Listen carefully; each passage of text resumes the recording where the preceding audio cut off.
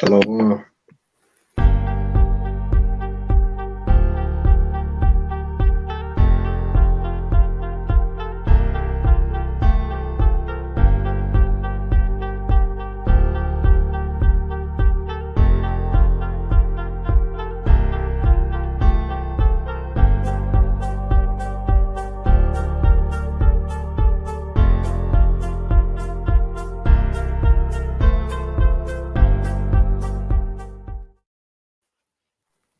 And we are live. Khan. Shalom, shalom, shalom. All praises to the Most High God. all praises, all praises. First and foremost, as we get started, this is an important lesson as we going into the Passover season. Shalom to the brothers and sisters out there. Shalom to all Israel. Um, you know, especially want to give. Well, first of all, let's get the Most High God his his flowers, right? We say Kal Halal Abanawa Yahweh Bahashem Hamashiach Yahweh Shai.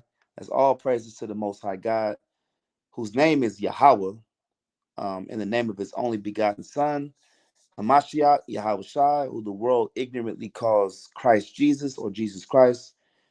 We are Yahweh's camp. Um, we also want to give a big shout out to the elders, Elder Yakanan, Priest Yakanan, Elder Zaquan, to the elders of House of David, to all the camps that's scattered abroad, to all Israelites that's scattered abroad, whether you in a camp or not in a camp, a congregation, brother and sister. We give you a mighty shalom to y'all brothers that's out there doing this work in truth and in sincerity. Again, and then of course, a mighty shalom to the sisters that are also doing the work in truth and in sincerity. Of course, and to y'all brothers that's coming in this truth, and for y'all sisters that's also coming in this truth, we also want to give y'all a mighty shalom. Welcome to the family. Welcome to the mashpachah, as we would say, which is family in Hebrew. This is a beautiful understanding as we come into the Super Bowl of the Israelites, right? Which is the Passover. We are in Passover season. All right. So without further ado, we're going to go ahead and go through the panel to the brothers and officers and soldiers on this panel as we introduce ourselves. I'm going to start with the officers first. I'll start with myself. I am Officer Taziyar Ra'am. I'm gonna go ahead and let the other officers and soldiers bring themselves out and introduce themselves. Go ahead, King. Shalom, Israel. This brother Yashawan Ban Yahawada. Hey, Shalom family. This is Brother Ephraim. Hey, Shalom. This is Joshua Bungad. Khan. And we may have brothers coming in and out, Israel. So just bear with us, as y'all know. We got a camp full of mighty brothers. That's going that has a lot of knowledge, not of and understanding, a lot of wisdom. So just bear with us. All right. So if this is your first Passover, if this is your first Passover, um, you know, please pay attention. Be prepared to take notes as we go into the breakdown on how to properly keep the ordinance of the Passover. Our Passover is April 5th over at Roberts Park, which is located in Raleigh, North Carolina. Please come out and fellowship. All right. Again, our Passover is April 5th at sundown. April 5th at sundown at Roberts Park. Location is Raleigh, North Carolina. Please feel free to donate if you can. Also, please feel free to drop by. Also, we let us have all of our brothers and sisters in truth and sincerity pull up and support, and of course, keep the feast day. All right. So, without further ado, all right. Did anybody got anything they want to bring out before we get started? Uh, Con. Anybody else? We good? Wow.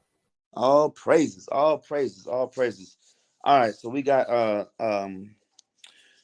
Officer Gad, Officer Josh Gad, Salakia Soldier, Joshua Gad, and Soldier Ephraim.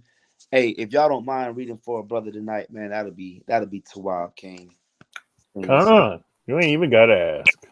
All praises, all praises, all praises. And we got Officer Yashawan who's going to be bringing in his precepts to the spirit tonight. So just Salaki, y'all want to announce our Passover? I know Ephraim just pulled it up on the screen.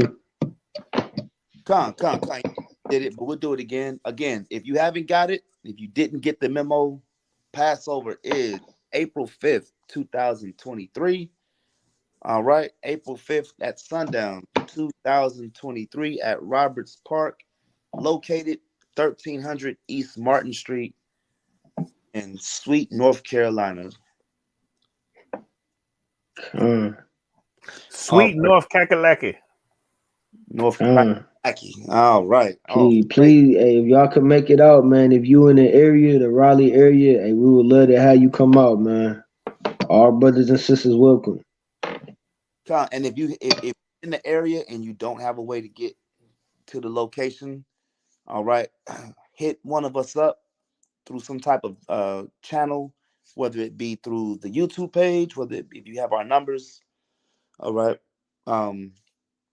As a matter of fact, let's get that in Deuteronomy real quick. Let's just get Deuteronomy, because this wasn't even part of it, but at the end of the day, of course, we want to get to the law. All right, let's get that in Deuteronomy 16 and verse 16 real quick. And if you haven't, if you have a hard time getting out here, right, please feel free to contact one of us through the channel that you're watching on, whether it's a YouTube or if you have personal numbers or if you have access to our emails, reach out to us. If you're in the area, we'll find a way to come and get you home through the spirit. All right. It's scrolling right on the bottom. Salaki, King. Con. Yeah. So if you're watching, you don't have a way to get here, reach out to us and we'll look out for you. All right. So go ahead and bring that out in Deuteronomy 16 and 16. The book of Deuteronomy, chapter 16, verse 16. 3 times in a year shall all thy males appear before Yahweh, thy power, in the place which he shall choose, in the feast of unleavened bread. So let's stop right there. The feast of unleavened bread is also the Passover. All right, read on.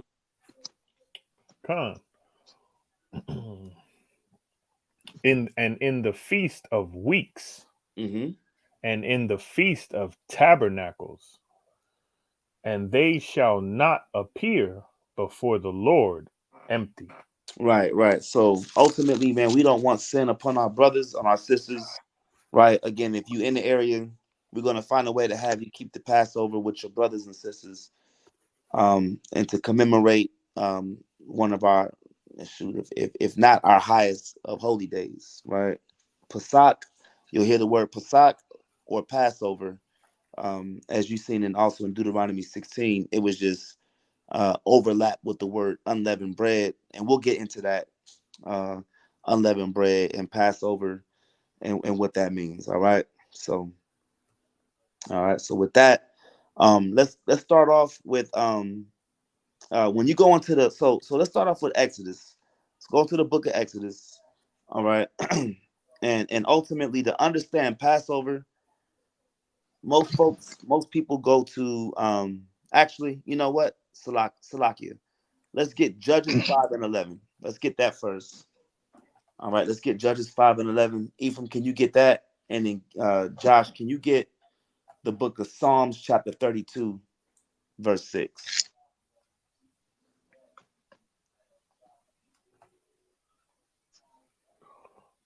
Okay, let's see where we at.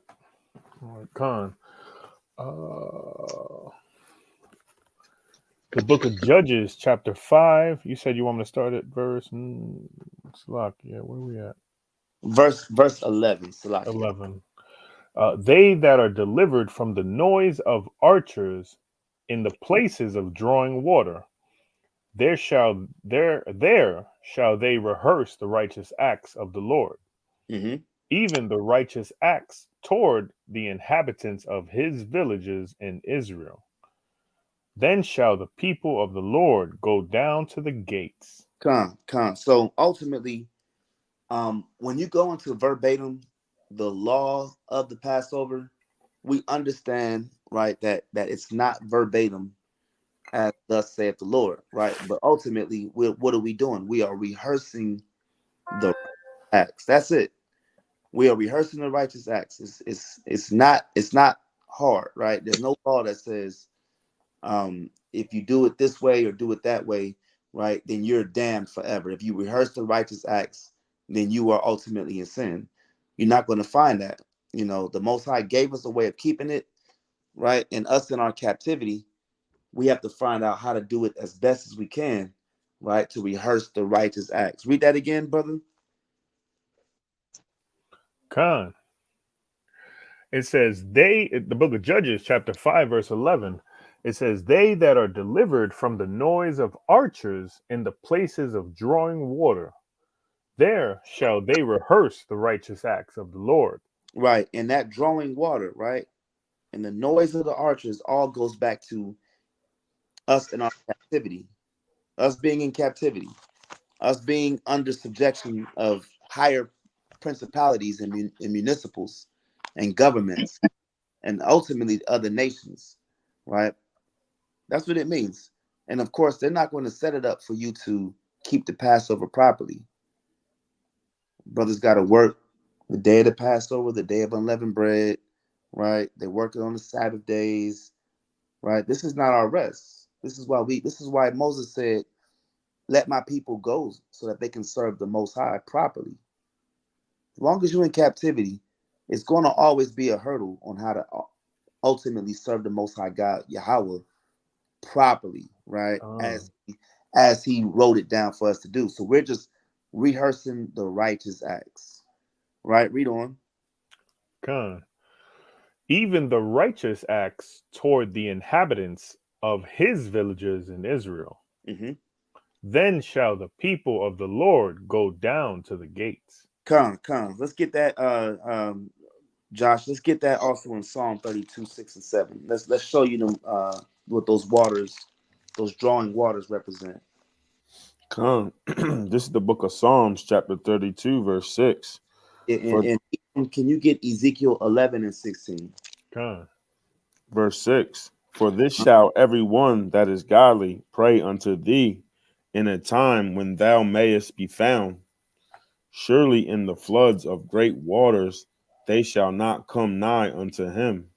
Read on. Verse 7. Thou art my hiding place. Thou shalt preserve me from trouble. From preserve me from what? Thou shalt preserve me from trouble. From trouble. Come on. Thou shalt compass me about with songs of deliverance. Verse 8. Come, I that's it. That's it on that, right? So it says, thou art my hiding place. Thou shalt preserve me from trouble, right? So if you go back to verse 6, it says what?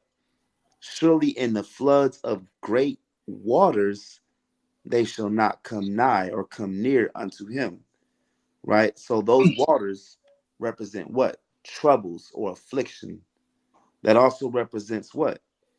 Our calamity, our captivity, us literally being in a situation where we are in bondage.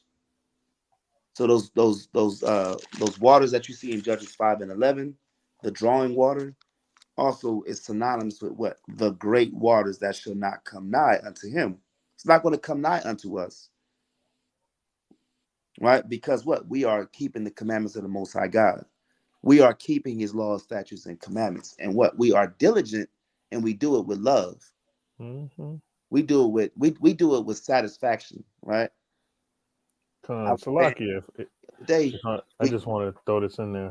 go ahead out. It's so crazy how, you can see an immediate difference from when you're following the Lord, right? Mm-hmm. Versus all the people that around you. Like everything is just in combustion mode right now, you know? That's powerful because look, when you come into the truth, I became a better husband. I became a better father. I became a better brother. I became, look, ultimately, man, I became a better citizen or a resident in Raleigh, right? So this is the beautiful thing about coming in the truth. It gives you your morals. It gives you your set of standards. And then ultimately you become that much better when you keep the laws, statutes, and commandments. Absolutely. Salaki Kings. Hey, Shalom. Let's Hey, go Shalom. Shalom, shalom. ahead. Yabba Shema Shabbat Rakatah. Hey, Rakatah. Salaki for coming in late, but let me add this. I was looking on online, trying to find something to add to this pre-Passover, and I ran across this. I don't know if y'all ever heard it before, but I don't recall hearing this before. It said that eating leavened bread was prohibited to commemorate our freedom, and what they talk about was the Jews escaped Egypt. Um, uh, uh, well, during the time that the Jews escaped Egypt slavery by Moses, of course, our forefather, they said there was no time to let their bread rise before going into the desert. And Con, because of this, any type of unleavened bread or bread product is prohibited during the Passover. con, As I said, the con. Jews stopped eating leavened bread as a way to rejecting Egyptian culture. That's powerful. And that's Come, we're going to get into that because through the spirit of the Most High God, we're going to get into that how we had to leave with haste, and so the 11 come. agents didn't have time to rise. That's right. That's Oh, right. it's it's symbolic on how quickly we had to get the hell out of Egypt after Mm-hmm. what happened in Exodus 11, right? So, and that's powerful. That's a good point, King. The water for that. Come. Ayanima. Con. So let's get that in Ezekiel 11 and 16, Baba Kashar.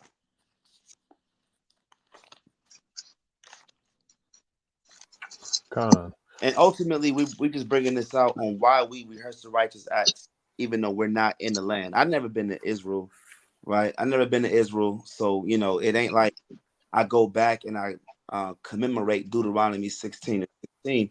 We understand that our forefathers always went down for the Passover. Even Yahushua went to Jerusalem for the Passover, but since there is no temple, because that got destroyed in 70 AD, Mm-hmm. according to 1 Corinthians 3 and 16, we are not a temple, right? So let's get that in Exodus Come. 11 and verse, Ezekiel. Ezekiel. yeah, Ezekiel 11, and let's get verse, let's start at 16. Khan. The book of Ezekiel, chapter 11, verse 16. Therefore say, thus saith the Lord God, although I have cast them far off among the heathen, Among the heathen, remember that we are cast off among the heathen. We're no longer in the land, right? Read. and although I have scattered them among the countries, yet will I be to them as a little sanctuary in the countries where they shall come. You see that? So the Most High, even though we are in, America, Puerto Rico, Brazil, we're scattered across the four corners of the earth. The Most High then becomes a little sanctuary to us, right? He is our place of refuge. That's the place where the Most High chooses. Deuteronomy 16:16 don't say go to Jerusalem. It says the place which he shall choose, right? And as Israelite women and as Israelite men, no matter where you go, the Most High is with you. So you're well within your rights to rehearse the righteous acts, no matter where you at. Con. Captivity is where he chose. Come, right? So you get some of these people that hey, and what I tell brothers that come to me with that, or what I would tell brothers is, you since you want to hold me accountable by not keeping the commandment to the T about going to Israel and Jerusalem and doing it when there is no temple, then you do it, right? Scoffer, right? You tell the scoffers, you go out there and buy a plane ticket, right? And go to Israel, keep the Passover, and rehearse the righteous acts as you so fit. But as long as we got Christ, right? We got Christ, we got the Mashiach Yahushua, right? And who allows us to become a clean vessel or a clean temple for the Most High to choose us. Now we're able to do these things in truth and in sincerity. Hey, Salat, can I bring out a precept to go along with that? Khan, go ahead. Just to go into what you were saying about, not having to be in the land of Jerusalem, to keep the Passover and the other high holy days, right? So this is the book of Joshua, chapter 5, and I'm going to start at verse 8. It says, "And it came to pass, when they had done circumcising all the people, that they abode in their places in the camp till they were whole. And the Lord said unto Joshua, This day have I rolled away the reproach of Egypt from off you. Wherefore the name of the place is called Gilgal unto this day. And the children of Israel encamped in Gilgal and kept the Passover on the 14th day of the month at even in the plains of Jericho." Right? So that goes to show you that you don't necessarily have to be in Jerusalem to keep the Passover or to keep, the Feast of Tabernacles or to keep the Feast of First Fruits, right? Because it said, and what we just read in Joshua, the Lord commanded the Israelites to keep the Passover in Gilgal, right? Khan. That's heavy. That's a good point. And Salaki, and when you really think about it, that it really don't make sense, right? So you go tell me I can't keep God's commandments because I'm in another land. So I can't do what the Lord told me to because I'm not in Jerusalem. That don't make sense. So I'm gonna disobey what the Lord told me because I'm not in Jerusalem. That that don't make sense at all. But I yield on that. It'd be the majority of us not doing it. Right, Khan.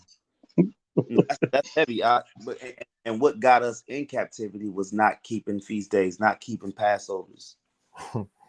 Bingo. That's what got into the into captivity. And yet they so quick to try to make an excuse why they can't keep it. Right. Let's get Leviticus 23:21. Gone. Let's get that. Right. And even through the scriptures, brothers is rehearsing the righteous acts, man. You've seen situations in Tobit where he was keeping Pentecost, right? And he was held a captive in Nineveh. You want that, Malak? Leviticus 23:21. Con, Bring that out. this is the book of Leviticus, chapter 23, verse 21. "And ye shall proclaim on the selfsame day that it may be a holy convocation unto you. Ye shall do no servile work therein. It shall be a statute for every forever in all your dwellings throughout your generations." Con. And this is talking about first fruits, but Pentecost or Con, first fruits is also mentioned in Deuteronomy 16:16. And you notice it says that last part after the colon, it says, "It shall be a statute forever," right? Forever, which is 2023, in all your dwellings, right? No matter where you're located. Brothers is located across the four corners of the earth. And then it says what? Throughout your generation. So that's, you're looking at a people, right? A place and a time. We're talking about Israelites, no matter where you at, keeping these laws, statutes, and commandments, especially these high holy days and feast days throughout your generations, wherever you're located. And this is a law in the book of Leviticus. So this is a direct law on why we keep or at least observe the high holy days. Now, some brothers may, have access to a lamb without blemish the first year. Hey, all praises to them. You know what I'm saying? They doing it correctly as best as they can, right? So let's get to this, man. Let's get to Exodus 11, right? Anybody got anything they want to add on why we should keep it? Or is that it on that? All right, con. Let's get Exodus 11. All right. Ephraim, can you get that Exodus 11? And let's start at verse 4. Let's start on why we keep the Passover. So let's just get context. So for those of y'all who are new and you don't understand what's going on right now, the Most High sent plagues upon the land of Egypt, and who was absorbed, or that's not the word I want, who was absolved from the plagues of Egypt was who? The Israelites. Right? Israelites, Goshen. And while we were in Goshen, the plagues escaped us. We were not affected by the plagues that the Most High sent on Pharaoh in our captivity, right? Because ultimately it was our time to be released and be freed. All right. So the last plague, right? We're going to read about it. And this is what ultimately kicks off the Passover. All right. Bring that out. Khan. The book of Exodus, chapter 11, verse 4. And Moses said, Thus saith the Lord, about midnight will I go out into the midst of Egypt, and all the firstborn in the land of Egypt shall die.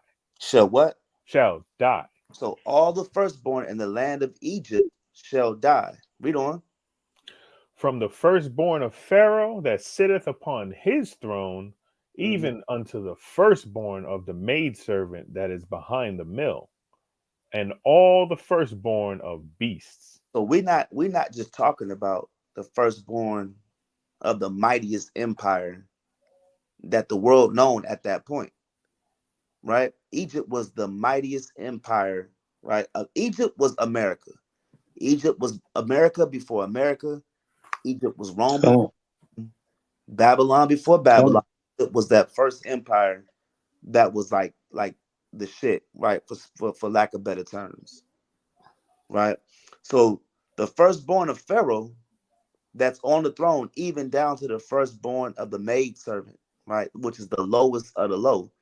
That old lady that's working behind the mill, her firstborn son is going to have to die, right? Read on. Khan. 6. Oh, Slakia. And there shall be a great cry throughout all the land of Egypt, such as there was none like it, nor shall it be like it any more. Read on. But against Salakia, real quick. Let's stop right there, right? And there's going to be a great cry throughout all the land of Egypt, such as there was none like it, nor shall it be like it anymore, right? So we're talking about the Most High God, that Christianity and all these different religions say that God loves everybody. Jesus loves the little children. Well, the Most High God is coming to kill these same little children we talking about. Let's get Job 18, right? Let's go to Job 18 real quick. And I want to bring this out, and then we're going to ultimately and then also Josh, can you give me Job 18 and 13? Come. Let's get Job 18 and 13. And when we're gonna showcase and show the world, right, who the boogeyman really is, right? Who the boogeyman is, right? Who you should be afraid of at night, who you should be afraid of, and also thank every day you wake up. The one that kills and makes alive, that wounds and heals, right? The one that Come. kills the firstborn children. I mean, we're talking about the word that they call it is infanticide, right? Where you kill multiple children. This is what we talking about. Like, God is not all, the Most High God, Yahweh, ain't all hugs and kisses and love and none of that. We need to fear him like you fear Freddy Krueger, Michael Myers, all of them, right? Let's get that. Even more so. Even that's right. Even more so. Can you bring? That's a good point. Come. This is the book of Job, chapter 18, verse 13. It shall devour the strength of his skin. Even the firstborn of death shall devour his strength. See that? So the title, and y'all have heard me bring this out before. The title that the Most High got, right, was called the firstborn of death. They was calling him the firstborn of death. They was calling these heathens. It was dreadful to say his name. Hey, this is why Con, Amalek, right? Amalek, they call him what? They don't say Yahweh. They don't say Yahweh. They say Hashem. Hashem that's is right. the name. They don't even say his name. They call him the name because his name is dreadful among the heathen, right? But listen, as a child of the Most High God, you should be comfortable calling him dad, calling him Yahweh, Abanawa, right? But these other nations, they're not allowed to do that and get away with it. That's why they call him Hashem. That's why they called him the firstborn of death. They had to give him a title, right? Because he was so fearful, right? Nehemiah 1 and 5 tell you the same thing. Right? Read on verse 14. Verse 14. His confidence shall be rooted out of his tabernacle. And this is like it. This is talking about the brother that's in sin, the sister that's in sin, right? Read verse 14 again. Con, this is verse 14. His confidence shall be rooted out of his tabernacle, and it shall bring him to the king of terrors. You see that? Into the king of terrors, right? Or what they call him, El Shaddai or Al Shaddai. These are all Hebrew titles, right? That we got to get comfortable using, because when you start saying these things and you start going through these precepts, now you understand why it's important to be obedient. Now you understand why you can't slack, right? You can't slack. See, Christianity won't teach you this. You go to church, they're not teaching you that he's the king of terrors. They're not calling him the firstborn of death. They say that's the Old Testament God, as if God changes. No, he's the same God, right? This is why people, you know, you don't see people no more. You see all kind of crazy stuff. The Most High calls all these things, man. Right? So that's it on that. So now let's go back to that Exodus 11. Now we understand why the Most High went out there and sent that death angel out. Right? Why did the Most High go out there and send that death angel to go door to door like the Grim Reaper and give you your death certificate? Now you understand why during Passover season there's a lot of death. We just had something go on this week, right here in the food line off in Raleigh. Right? I think Yashuan was talking about something earlier this week where there was a death going on. Con, Right? When you talk about death, man, around the Passover, understand, right? Let's get wisdom of Solomon, right? Wisdom of Solomon, chapter 18, verse 13.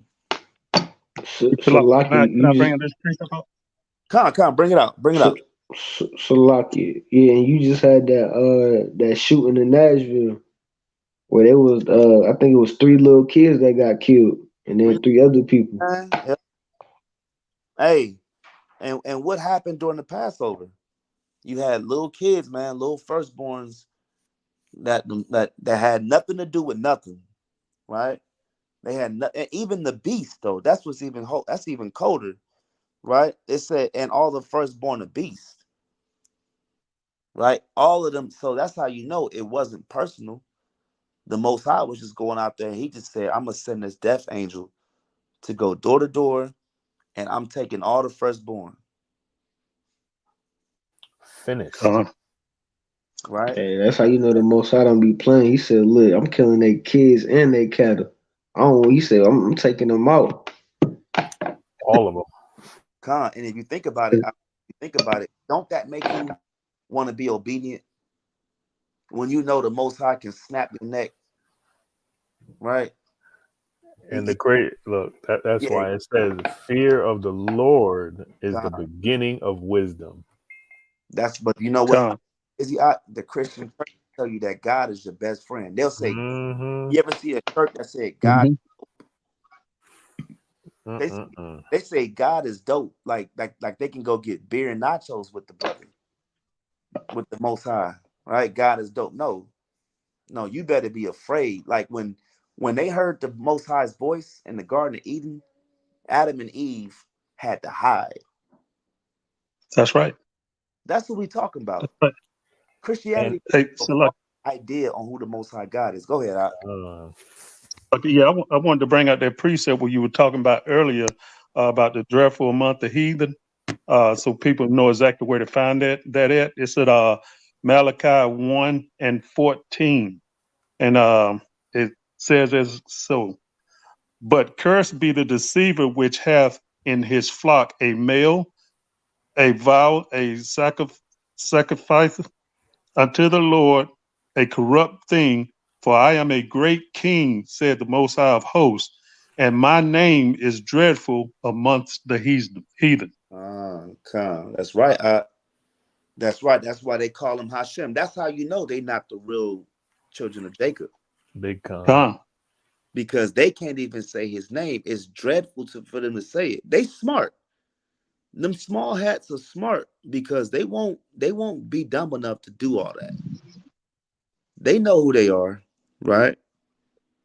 That was a good precept, King. Hey, we should test them on the street one time. Con. We should give them the name just you're so that they right. can say it, and No, you're right. hopefully the Most High will bless us with a show.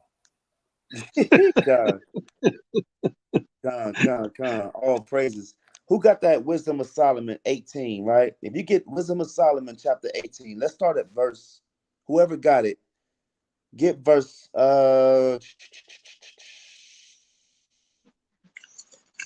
let's get verse 13. No, let's get 12. Let's get 12. And if you understand Wisdom of Solomon 18, you understand this is talking about what went on during the Passover, right? Let's get verse 12, and then we're going to read from verse 12 down to verse 16. Who got that? King Malak? King Josh? Con, I got it. This is Yeah, Wisdom of Solomon, chapter 18. You said verse 12, King. Come with the water. Verse 12. So they altogether had innumerable dead with one kind of death. Neither was living, neither were the living sufficient to bury them, for in one moment the noblest offspring of them was destroyed. Now this goes back to who? The firstborn in the land of Egypt shall die from the firstborn of Pharaoh, right? That's the noblest of the offspring, right? Of them was destroyed. He had to die. And that was the breaking point for Pharaoh. It went all the way down to where his son had to die, his heir.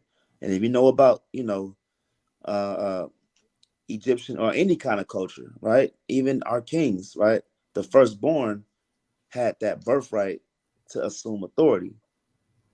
That was his. It was his offspring. That was his next of heir to the throne, right? Read verse 13. Verse 13. For whereas they would not believe anything by reason of the enchantment upon the destruction of the firstborn, they acknowledged this people to be the sons of God. And it was up until that point. They were scoffing, and it got to the point where their firstborn children had to die. They was okay with they was scoffing when the frogs came through and lice and locusts came through and hellfire came through. But when their children was dying, then they had to acknowledge, all right, y'all the Israelites, y'all God's chosen. You may go, and here's some money too. Right? Hey, Salakia. Hey, Pharaoh was scoffing when Moses and Aaron first came to him and told him the Lord said, "Let my people go." When you read that in Exodus, they came to Pharaoh. They was like, hey, he said, "Thus saith the Lord of Israel." Matter of fact, after he bring that out, I can grab that real quick. Con, go ahead. I'm gonna go on mute, King. Go ahead and bring that up. Come on, I gotta find it real quick. Dang, finished. Yeah, and that's heavy though, right? Because if you got children, hey, look, do what you want. Just don't what? Just don't deal with. Just don't come at my children. Say what you want about me, right? But don't come at my children. and Con, ultimately they was killing the Egyptians was killing the firstborn Israelites. Because if you go into the beginning of Yeah. Exodus, they was trying to set it up to where they had they had to kill the males of Israel. right. Con, yeah, I got it in I got this in Exodus 5:1.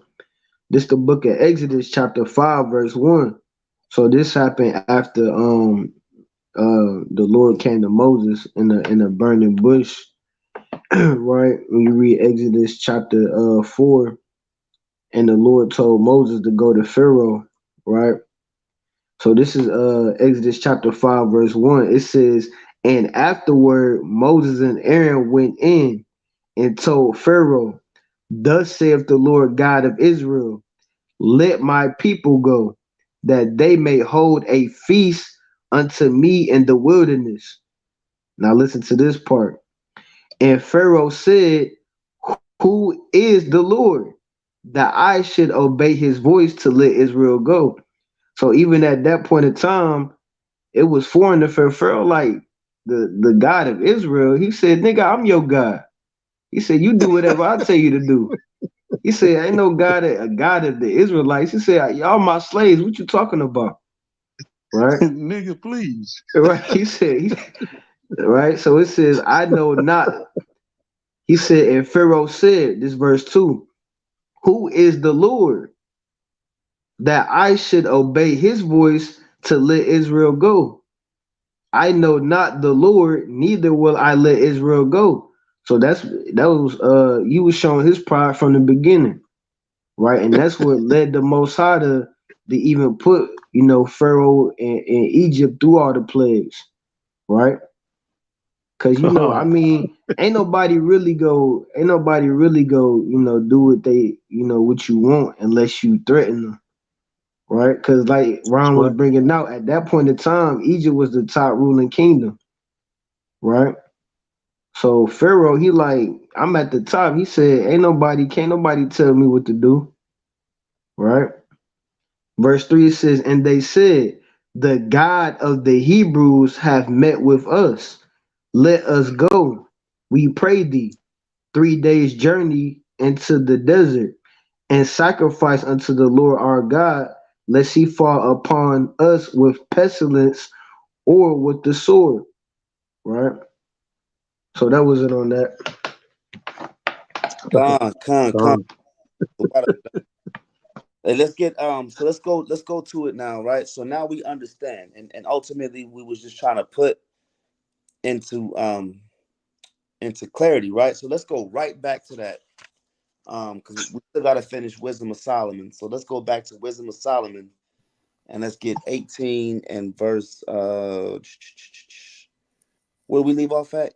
I think Gad. I think 14, King. Con, can you bring that out again? Con, all praises. This is the book of Wisdom of Solomon, chapter 18, verse 14. For while all things were in quiet silence, and that night was in the midst of her swift course. And at night, right? This is talking about the death angel coming through. It says, Mm-hmm. for while all things were in quiet silence, right? It was a quiet night. They was in their security, right? When you go back to that in Job 18, it says, when you in rest and you in security and you feeling good about yourself, that's that security blanket that you into, right? That's when the Most High strikes, right? Is when you at the point where you like, I'm chilling, I'm good, can't nobody touch me. That's when he gets you, right? It says, in quiet Mm-hmm. silence, and that night was in the midst of her swift course. Right? Look at verse 15. Bring that out. Verse 15. Thine almighty word leaped down from heaven out of Read thy that part. royal. Read that again. Con, verse 15. Thine almighty word leaped down from heaven. You see that? The almighty word leaped down from heaven. Who was the word? Anybody know? Yahweh Shah. Yahweh Shai, right? Where do we find that at? How do we know that Yahweh Shai is the word? Con. What can we prove that at? I think I would probably say every time you see the Almighty, Is that John? he's First chapter 1 of John. Con, what verse? Let's bring it out. John 1:1, right? Con. It says, "In the beginning was the Word, and the Word was with God, and the Word was God." Right. So we're talking about Yahweh Shai, right? So Yahweh Shai, and as the death angel, on a deeper, and that's probably about as deep as we're gonna go tonight, because ultimately the idea is to show people, right, how to actually keep the Passover. But just on a note for people that's at home that's watching, you seeing Yahweh Shai as the Word, right, leap down from heaven out of thy royal throne. Right. Let's read that again, Josh. Verse 15. Con, verse 15. Thine almighty word leaped down from heaven out of thine royal throne as a fierce man of war into the midst of a land of destruction. Come on, verse 16. Verse 16. And brought thine unfeigned commandment as a sharp sword, and standing up filled all things with death. Mm. And it touched the heavens, but it stood upon the earth. You see that? So Christ was coming through killing niggas in the book of Exodus. But I thought Jesus loves all the little children, right? That's what they teach you. But when we read Wisdom of Solomon 18 and 15, and when you read that whole chapter from the first part, right, verse 1 all the way down, you talking about our exodus out of Egypt, our salvation. Ultimately, when Yahweh Shai came and freed us with that death angel, that kicked off our deliverance. What does Yahweh Shai's name mean? He is what? Salvation, or he is. Salvation. So Yahweh Shai had to deliver us, just like he's going to deliver us out of the last Egypt. Right? So that's it. I mean, that's about as deep as we're going to go tonight. Right? But let's go back into, now let's jump down to Exodus 12 and 1.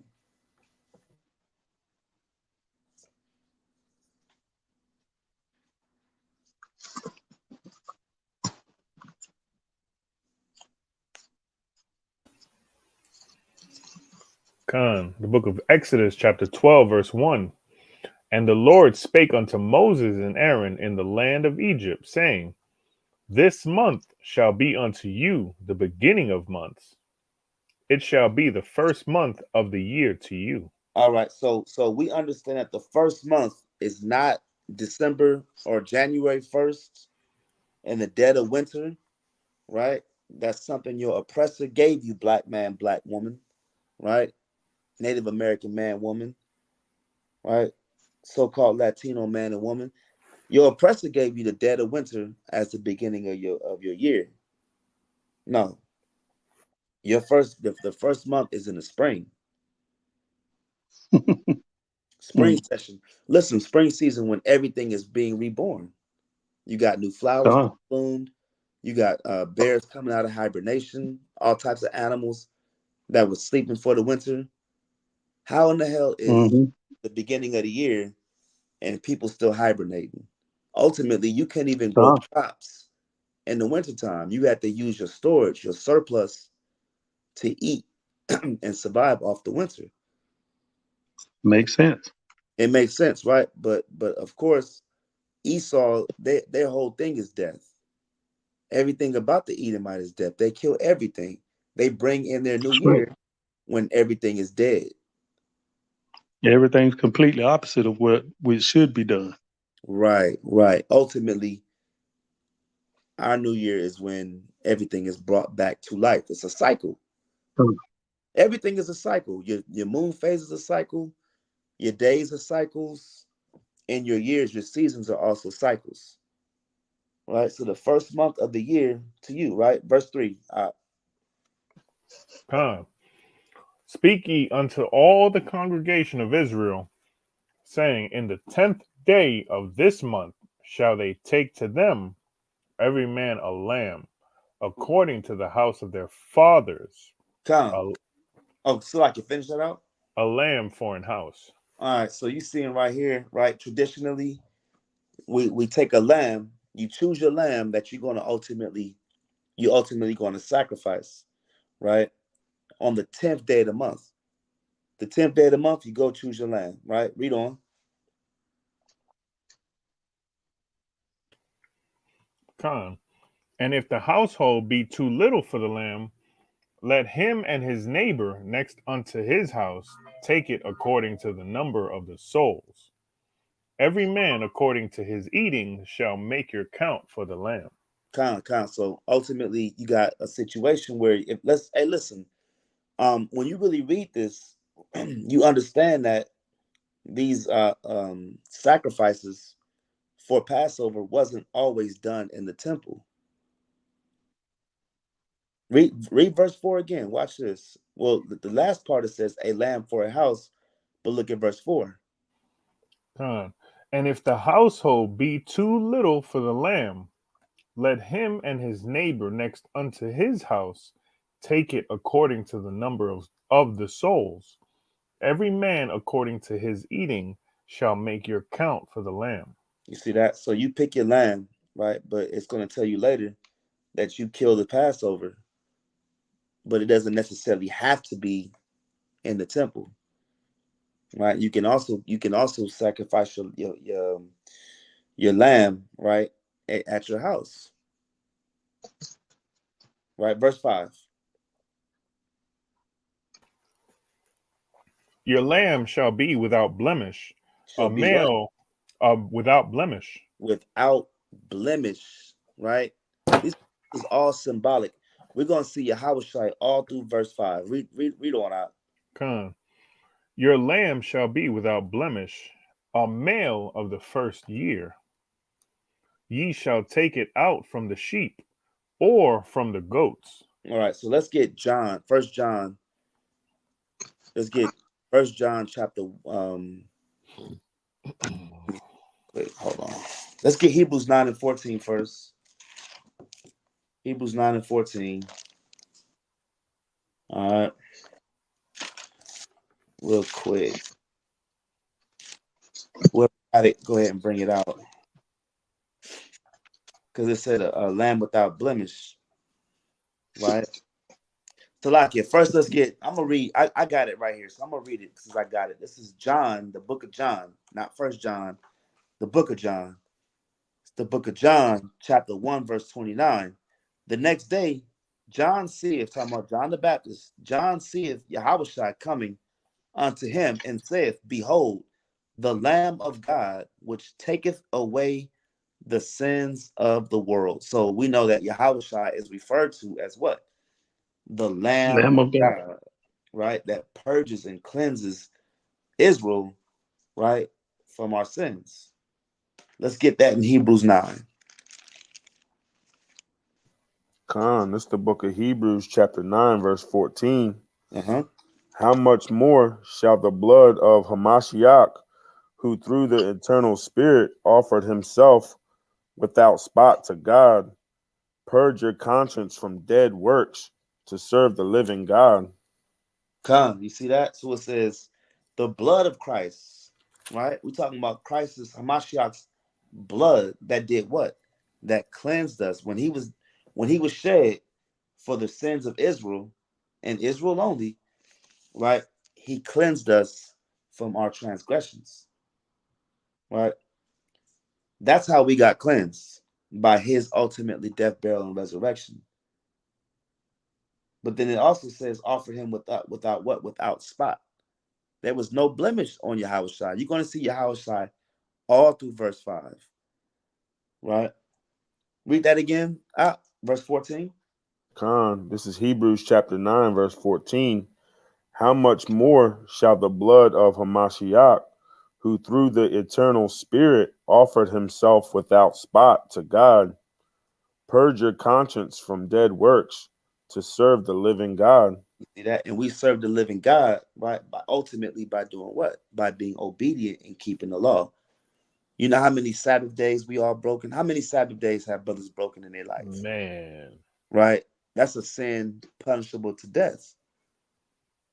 How many fornicators have we been? How many idolaters have we been? How many times have we hated our own brother, hated our own sister? How many Sundays? How Oh, many Sundays? Look, and we got to think about that too, right? We talk about brotherly love, but there's also a sisterly love that you see that that is lacking, is void. There's a void of sisterly love. I remember I was talking about to somebody, I don't know who it was, about how there's beef in Black Hollywood with women, right? The Mm-hmm.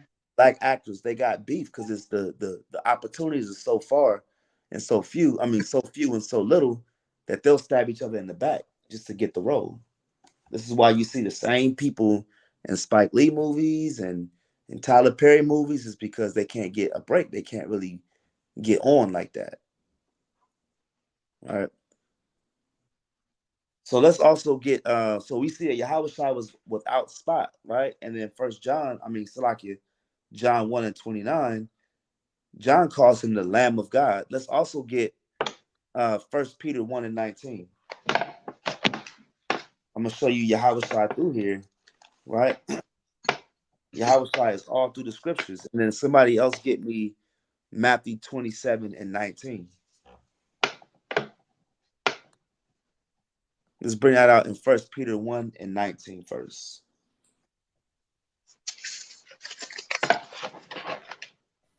This is First Peter chapter 1, verse 19. But with the precious blood of Hamashiach, as of a lamb without blemish and without spot. You see that? Yahushua was the lamb without blemish and without spot. This is for our people that don't see the parallel between Christ as the Passover. Christ is the lamb. In other words, perfect. Perfect. That's right. Perfect. And we have a chance to also be perfect. That's why Christ said, be ye therefore perfect, right, as your Father which is in heaven. Right? So in order to be a Christian, and you know what's crazy is the people that's calling themselves Christians, they don't mind having spots and blemishes on their record. They do it willfully. They'll willfully add spots and blemishes. They're not, in order to be a Christian means you be a follower of Christ. Right? 1 Peter 1 and 19 said, but with the precious blood of Christ, as of a lamb without blemish and without spot. This is why we had to go and get a perfect lamb. During the time, especially during the Second Temple, if you go into the Second Temple, a lot of our Israelite foremothers and forefathers was just bringing lambs that was broken legs, or, lambs with, that was clumsy, lambs that had wrinkles and spots and blemishes on them. We were just doing it half-heartedly, right? So now we're talking about a perfect lamb, your first fruits, your first will offerings. Be a cheerful giver. All these things go back to who? The Yahushua. Right? What I got people holding, what I got brothers holding. Let's get Matthew 27, 19.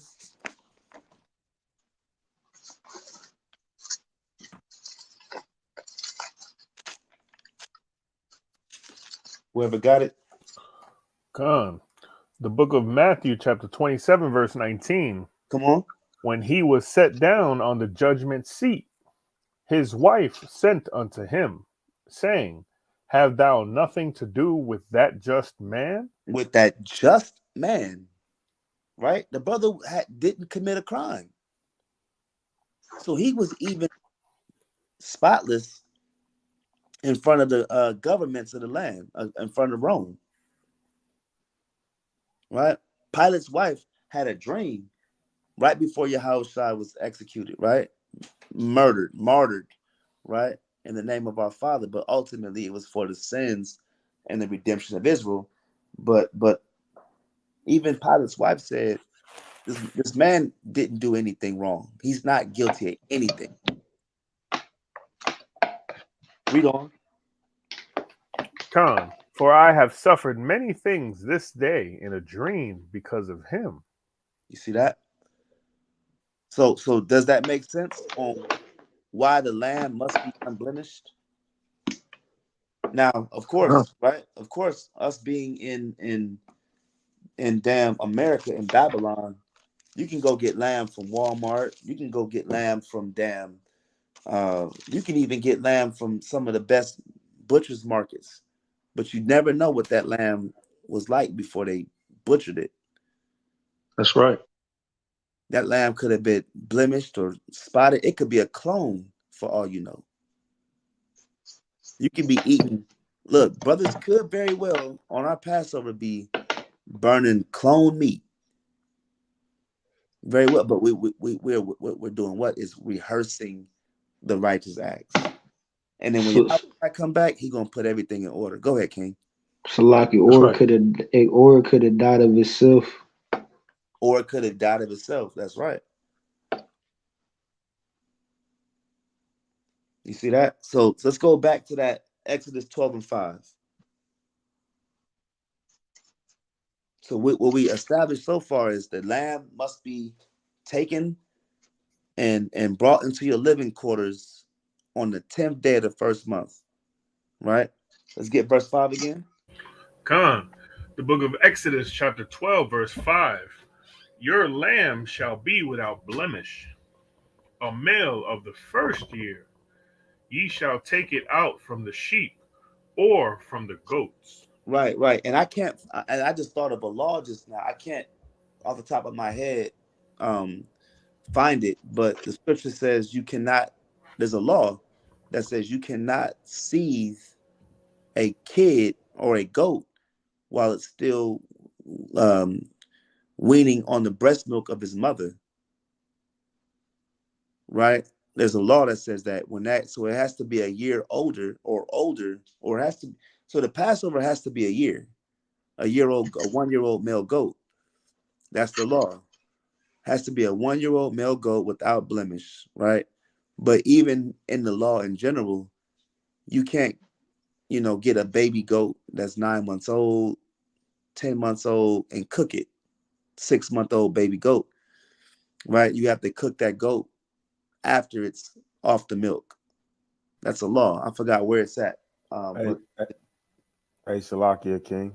con, If I could say something, man, going into the unblemished animals, it had me thinking about Cain and Abel. You know how, con, it was asked to bring in, a sacrifice that was, willful sacrifice.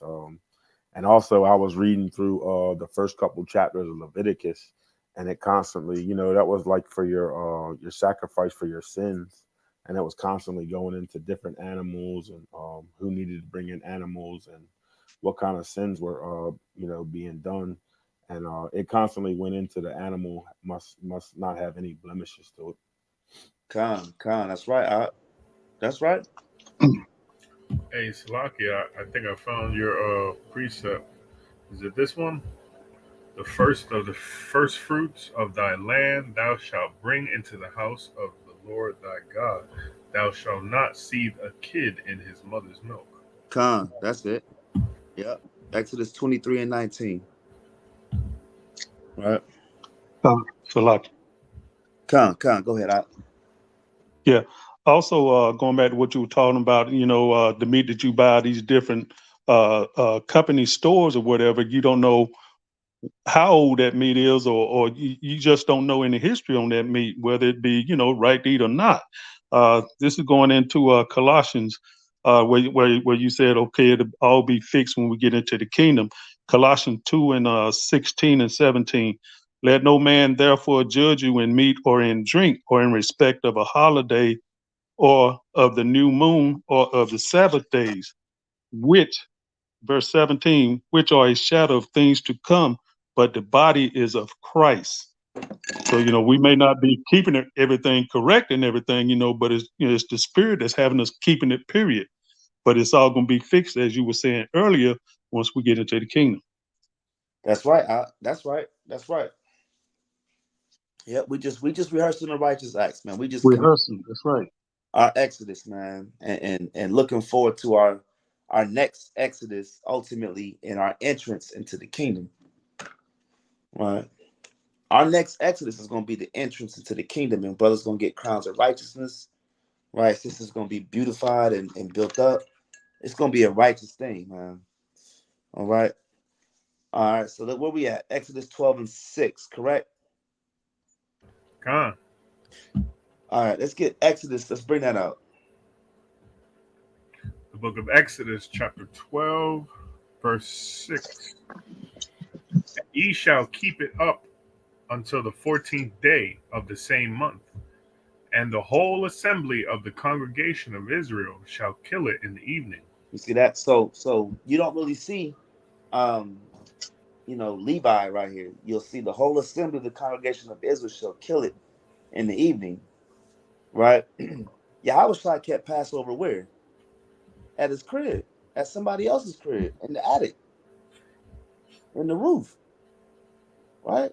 He wasn't at the temple, right? So when they get into this idea of you got to be right here all the time, hey, brothers can keep the Passover wherever they at, right? And you got to keep that lamb up from keep that lamb up from the 10th day to the 14th day, right?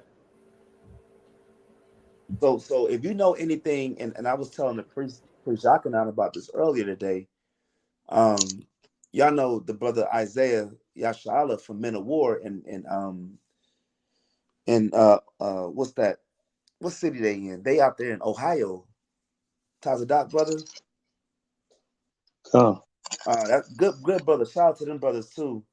But I remember last year at their Passover, he got the lamb, and the lamb was living in the crib with them for 4 days, and the lamb they fed the lamb, and the lamb became a pet. Damn. Did they give it a jacuzzi too? You said what? They put it in the jacuzzi too? Hey, look, that lamb, and if you know about lambs, man, they they grow on you, man. Them lambs kind of grow on. They like a little puppy. They grow on you. They eat from your hand, and they're real affectionate, real friendly. So the brother Karataziah, shout out to that brother, man. Shalom to the elder. But what's crazy is I seen pictures last year before they slaughtered the lamb. His young son was upset. You could tell he was hurt. And it's because that lamb grew on him. It became a part of the family, and when they had to sacrifice it, it became very emotional. You see what I'm saying? And that's the same thing with Yahweh Shai. Hey, Salakia, we got the mighty brother Jonathan from the. Hey, Shalom. Hey, brother Jonathan. Hey, I'm gonna hit you up. We'll link up. I gotta hit you up anyway. You was on my head. I was thinking about you the other day. Hey, Shalom, King. Yahweh Shemel Shabrakatah. Right. So hey, that's symbolic of our love. Con definitely will, King, definitely will. But that becomes symbolic, or that becomes a point of affection, right? Having that lamb, and he's around your house, and he's a part of your family, man. And ultimately you got to sacrifice him, but we got to have the same emotional ties to Yahweh Shai, if not more, right? So when you think about Yahweh Shai's death, burial, and resurrection, and his crucifixion, now it becomes emotional to us because he is our Passover lamb. All right. So let's get read that again out, and then can somebody get what I want? I want Matthew 27, right? Let's get Matthew 27, verse 22. And then read Exodus 12 and 6 again. Con. And ye shall keep it up until the 14th day of the same month, and the whole assembly of the congregation of Israel shall kill it in the evening. So kill it in the evening, right? Just imagine the amount of love and emotional, ties you have with that lamb, and then you got to kill it, right? You got to kill that baby goat, right? Let's get Matthew 27, 22. This is the book of Matthew, chapter 27, verse 22. Pilate saith unto them, what shall I do then with Yahushua, which is called Hamashiach? They all say unto him, let him be crucified. Read on. And the governor said, why, what evil hath he done? Say that last part again. And the governor said, why, what evil hath he done? See that? He had no blemish. What evil did he do? Read on. But they cried out the more, saying, let him be crucified. Read on. Verse 24. When Pilate saw that he could prevail nothing, but that rather a tumult was made, he took water and washed his hands before he took water and washed his hands. So Pilate is washing his hands from something, right? Think about this. Put your spiritual thinking caps on, right? You got a heathen that's washing his hands, right, from what's going on. What is symbolically saying is that he's absolving himself from what's taking place. Read on. He took water and washed his hands before the multitude, saying, I am innocent of the blood of this just person. You see that? He said, I am innocent of the blood of this just person. But we also just confirmed throughout a multitude of precepts and scriptures that said that the blood must be upon us. We have to be covered by the blood. So in his own way, Pilate is not under the blood of Christ. He's absolving himself from being under the blood of Christ ignorantly, but nevertheless, this is a heathen. It's not for him. This blood is for Israel. He's washing his hands from the blood on him, right? Read on, watch this. It says, see ye to it. Verse 25. Come on. Then answered all the people and said, his blood be on us and on our children. See that? So the Israelites that was voting for him, Yahushua, our king, to ultimately be put to death for the blood of Israel, to be shed for Yasha'Allah or Israel, right? The blood was not only on them, but on the children in the year 2023. That's heavy when you think about being covered by the blood and what it means. When you go to a Christian church, they'll tell you that the Christian pastor would tell you that the Israelites were saying that we don't care, we want to murder this guy. And that's what gives them the idea that now all nations can get salvation because the Jews rejected Jesus Christ or Yahushua. And that's not the case. The Israelites knew, some of them Israelites knew Yahushua's reason on why he had to be there. They read Isaiah 53. They knew about the suffering servant and how he had to die for the nation. They knew that. They had to see it through. This was a ceremonial act.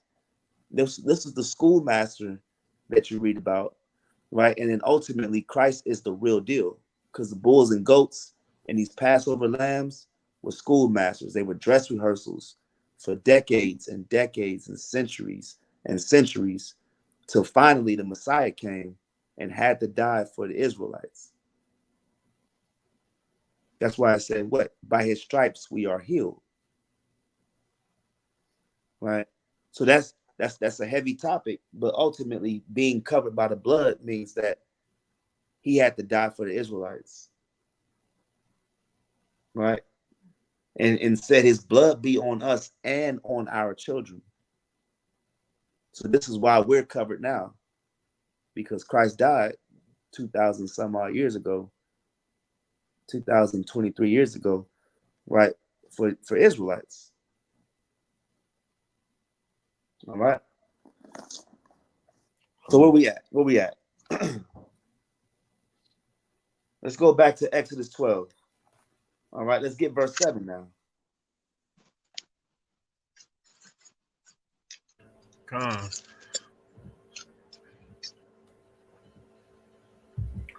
The book of Exodus, chapter 12, verse 7. And they shall take of the blood and strike it on the two side posts and on the upper doorpost of the houses, wherein they shall eat it. wherein they shall eat. Verse 8. And they shall eat the flesh in that night, So roast with now, fire. Salakia. So you got to eat flesh. All right. So for some of y'all vegans and vegetarians, if you're an Israelite, you got all year to get that meat out your system. No one's saying you got to have a smorgasbord of meat, right? But you must eat meat that night, roasted with fire, right? Let that be very well clear. If you're an Israelite, right, and you call yourself alkaline, vegan, whatever the case may be, there's many diets out there that abstain from meat. This is the only exception that the Most High demands you, our Father demands you to make, right? You must eat lamb. Read that again, verse 8. Con. And they shall eat the flesh in that night, roast with fire and Mhm. unleavened bread, and with bitter herbs they shall eat it. Somebody give me Exodus chapter 1, verse 11. It says, roast it with fire. Gad, can you get that for me, Baba Kashaw? Come. All praises, the Water King, right? Roasted with fire. You got to eat lamb's flesh, right? Which is roasted with fire and unleavened bread, like Malak was bringing out. We had unleavened bread because we couldn't get out of Dodge in time. Pharaoh said, y'all got to go and y'all got to go now, right? And we're going to go into that. So if you're at home, take notes on how you must keep the Passover. You have to have a lamb, must be lamb, and must be cooked you must grill it over fire. You can't boil it. You can't bake it. You can't fry it, right? It must be cooked over a hot fire, right?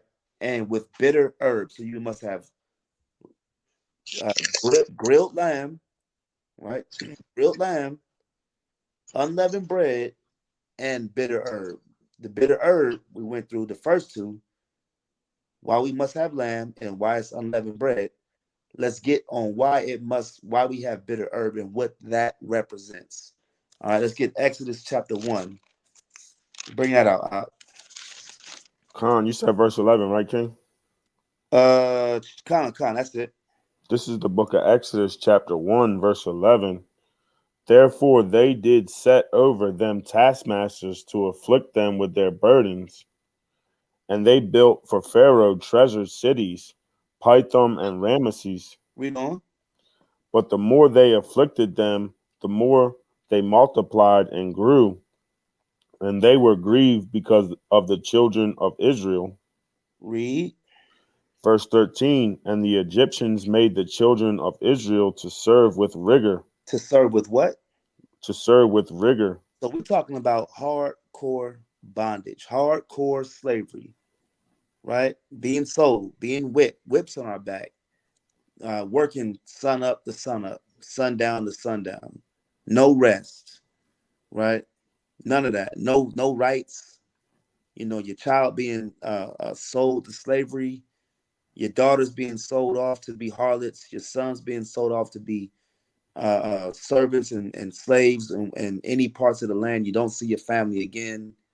As a man, you seeing all types of atrocities happening right before your face, right? And ultimately, Con, you couldn't fight back. That's rigor. con, con, and like you were saying, I mean, the only pleasure they had was to multiply. The only pleasure That's you the have only is to pleasure. multiply, and that's how you know that Israelites, because during the '80s, during the crack era, all we did was have crack babies, and they put crack Con, in our communities so that we wouldn't have babies, and all we did was multiply. mm-hmm. All we did was grow. All we did during that time of the heroin episode, right? Heroin, crack, whatever the drug is, whatever Planned Parenthood is, we still find a way to make children. And Con, ultimately, sand the of the Most High seed, gave us our first commandment was to what? Be fruitful and multiply. root and multiply. The That job way we of would the never be Israelite, diminished. Khan, the job of the Israelite man is to grow Israel. If brothers had more children, we're closer to 144,000. Let that sink in. If we had more That's children, right. we're that much closer to 144,000. That's right. And that's why he said we become the sand of the sea, because we can't be diminished. We can't be God, done away with. that's right. That's one thing about us. We make children, man. We make children. These other nations, they not into all that, right? All except for Yahshua. God. Get verse 14. Hey, Look at Con, verse 14. first pop off is gonna be like 12 or 13. con. This is the book of Exodus, chapter 1, verse 14. And they made their lives bitter with hard bondage. They made their lives bitter. This is why you eat the bitter herb, right? Whether it be Con, a garlic clove, whether it be a ginger, right? I've seen people use shoot, types of cloves. As long as it's bitter, if you at home, if you can't keep the Passover, right? You got three things you need, right? You got your lamb, unleavened bread, and so far we got bitter herb, right? con, All right. So read on. Con, in mortar and in brick, and in all manners of service in the field. All their service wherein they made them serve was with rigor. You see that? So now listen, nowadays, what's funny is, I think even in this truth, brothers look at Egypt and we like, yeah, we served in captivity, we served in bondage. That's cool and all, right? Because it's so far away. But even think about 1619. Think about 1492. For my Northern Kingdom brothers, Conquistador came through, Columbus came through, con, and made us serve with rigor, right? Look at 1619 for my Judites, right? And how, the Dutch slave trade, and even in Haiti, right? You had the French, and even in certain parts of these islands where you had, like the Jamaicas, where you had Israelites serving in rigor, serving in hard bondage, building the White House, building the con, Capitol, building all the lands of America, right? So we even eat bitter herb for our 1619 brothers being hung on them trees, right? We eat bitter herbs for that. We eat bitter herbs for uh, um, all types of experiments that was conducted on our people during the Tuskegee experiment. We eat bitter herb for all types of manner of wickedness that they do to us, because we're serving in hard bondage. Don't let this America fool you. Don't let the fact that you can vote, you get opportunity to vote now fool you. You still a slave in this place, man. You still a slave. You still in Egypt, right? So we eat bitter herb this coming up this week on the 5th, right? For our people that was serving in hard bondage. We eat bitter herb for the women that was throwing their babies overboard when they was on them slave ships. We eat bitter herb for our women that was having the babies being cut out their bellies, right? And they would put a cat in the stomach of the woman and sew the baby up, or sew the stomach up, and take bets on how long the woman would survive before the cat tore her insides out. We eat mm, for that. This is real life we're talking about. This is why we celebrate the memorial of the Passover, right? And this is what they did to us, right? So we eat bitter herb for the affirmities or the calamities of the so-called other, well, not even just the white man, the other nations that put us through hard bondage and captivity, man. Right. So let's go right back to that Exodus 12. Uh, Let's get verse 9. verse 9. Eat not of it raw, nor sodden at all with water, but roast with fire his head with his legs, and with the pertinence thereof. With the pertinence thereof. So you gotta sacrifice this Passover full, right? Let's Ephraim, can you get that word pertinence in the Hebrew Baba Kashar? Con. It says eat not of it raw. So we don't eat red meat with blood in it, right? We don't do that. We don't with the Passover, you can't boil. Now, any other time, you can boil lamb. Any other time you can do that. But when it comes to the Passover, it must be cooked on a grill. It has to Strong's H 7130. come. Kerev. Kerev. Kerev, right? Now, what does it mean? I see midst, among, inner part, middle, inward part. Inward part, right? That's going into what? Yes, your intestine, your gallbladder, your kidneys. Now look at that in the Strongs. Con. Properly the nearest part, the center, where literal, figurative, Mm-hmm. or adverbial, especially among, before, bowels, It says bowels, eat, heart, heart, him, inward, the inward. Come on, the midst, out of, pertinence, therein, through, within self. you see that? So anything in between, you're not gutting out and putting because remember the Levitical priests would take the guts, would take the intestines on a regular sacrifice, and they would burn it. Right? They would burn these things, right? Set apart, That's right? crazy. But Instead, when of you, people eat them. yeah, but when you go into this Passover, you cook this lamb, this 1-year-old lamb without blemish, as is. You cook it as is, right? You grill it as is. All right, so it says, eat not of it raw, nor sodden at all with water. Don't boil it. Don't bake it. No rotisserie, none of that, right? You grill it, right? But roast with fire, his head and his legs, and with the pertness thereof. All right. What's that?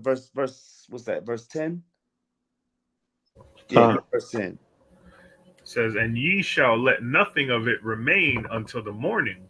So if you at home and you trying to cook this whole lamb, you gotta burn the whole lamb throughout the whole night. That's another law, right? Don't let it wait until the next day. Eat it now, right? Read on. Con. And that which remaineth of it until the morning ye shall burn with fire. Come on. And thus shall ye eat it, with your loins girded, your shoes on your feet, your staff in your hand, and ye shall eat it in haste. It is the Lord's Passover. All right. So let's start right there. So like Malak was saying about the unleavened bread, we was forced to get out. This was like you ever be evicted in like 20 minutes, right? Like, like that's how it was, right? You have your staff in hand, you eat in haste. The dough couldn't rise, so we couldn't add yeast, right? Staff in hand, loins girded, shoes on your feet.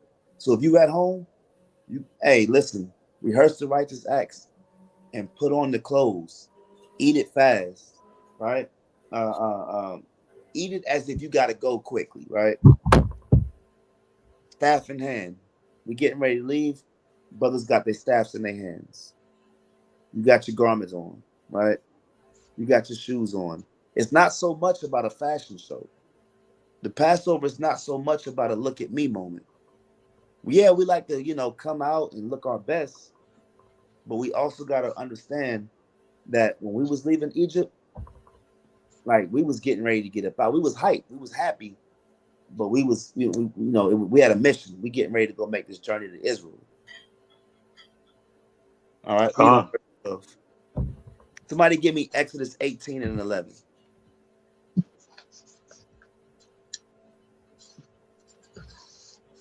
Let's get Exodus 12 and 12.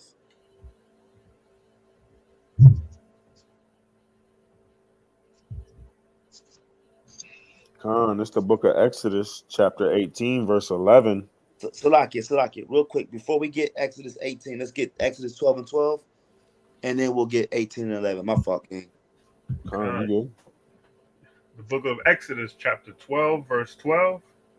For Come. I will pass through the land of Egypt this night, and will smite all the firstborn in the land of Egypt, both man and beast, and against all the gods of Egypt I will execute judgment. I am Yahweh. I am Yahweh, right? He says, I will pass through. I'm going to show you the difference between a pass through and pass over. There's a big difference between pass through and pass over, right? Let's get that Exodus 18 and 11. That's the book of Exodus, chapter 18, verse 11. Uh-huh. Now I know that Yahweh is greater than all gods. Yahweh is greater than all gods, because when you go back to Exodus 12 and 12, it says, and against all the gods of Egypt, I will execute judgment. I am the Lord. Understand this. Understand this. Historically speaking, if my nation beat your nation, my God beat your God. Right? Let that sink in. If I beat you, then my God is greater than you. Okay? So what does that mean? That means that when the Most High delivered us from Egypt, he was proclaiming himself above all the gods of what you would call Egyptian, the pantheon of the Egyptian gods. Right? We talk about the greatest nation, military and economically speaking, and the Most High delivered us with plague. He tormented them first. Think about what happened. He didn't just send the death angel first. He tormented them, he tortured them. The Most High cold with it. He tortured Egypt first and then got us up out of there. And you know what we That's say? right. Bashima Mashiach Yahushua. Shimon myself. Right? Most High tormented the gods of Egypt. Because they went through all the land. It went through all the Most High's name went through all the land. This is the God that delivered us out of Egypt, his people, right? Is that on that, Josh? Oh no. I got. Let me finish it out. It says, "For in the thing wherein they dealt proudly, he was above them." He was above them, right? He got his name, his glory. He already had his glory in his name, but it went throughout all the land by when he delivered us out of Egypt. All right. Let's get verse 13, Exodus 12 and 13.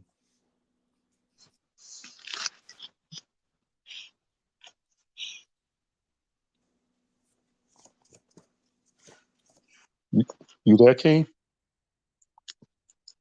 This book of Exodus, chapter 12, verse 13. Come on. And the blood shall be to you for a token upon the houses where ye are. And when I see the blood, I will pass over you, and the plague shall not be upon you to destroy you when I smite the land of Egypt. Come. So, Hey, Salakia, I was reading, but it was on mute. come. Nah, you good. You good. So it says, the blood shall be to you for a token, right? The idea of a token, right? Understand this, right? Can you look up that word token in the Hebrew? God. Right? So understanding what the idea of a token is, right? It's a sign of a covenant. Any type of covenant that's made, there's some sort of bloodshed or blood that's involved with it. Right? When a husband and wife come together, right? The tokens of virginity is what? Her hymen, right? Scientifically speaking, her hymen is let out on the bed sheets, and that's the token of the virginity to show that she was a virgin. There's also another token on what? Circumcision. Somebody get me Malak, can you give me Genesis 17 and 10? Get that word in Hebrew. What's that? Strong's H 226. Oath. Oath. It sounds like you taking an oath, right? An oath. But look at this definition. It's a sign or a signal, right? A distinguished mark, A banner, remembrance, miraculous sign. Even when you go into the sign in Emmanuel, right? That was a sign, an omen. But look at the definition. It says a signal as a flag, a beacon, a monument, an omen, prodigy, evidence, a mark, or a miracle. Right? This is a signifying act. Right? A signifying act. So when you look at like, see, the thing is in 2023, as you know, niggas and spicks or whatever they like to call us, and Negroes and all these derogatory terms. Ultimately we came from a bloodline where brothers was marrying virgins, right? So when that covenant was broke or that covenant was sealed, right, during the consummation night, you had the tokens of virginity. You had a sign. This was the consummation of everything being confirmed. This is how you consummated a marriage. And the same thing with that, right? Let's get that in Genesis 17. This book of Genesis, chapter 17, verse 10. Mm-hmm. This is my covenant, which ye shall keep between me and you and thy seed after thee. Come on. Every man child among you shall be circumcised. Shall be circumcised. Read on. Verse 11. And if you And know ye what shall circumcision, so like if you don't understand circumcision, there's bloodletting. There's blood that comes out. This is a blood covenant, a blood token, right? So like go ahead, King. Verse 11. And ye shall circumcise the flesh of your foreskin, and it shall be a token of the covenant between me and you. We see that in the letting of blood signifies a token. It's the same understanding when we go right back to that in Exodus 12:13. And the blood shall be to you for a token of a sign upon the houses. Right? Read on. Verse 12. And he that is 8 days old shall be circumcised among you.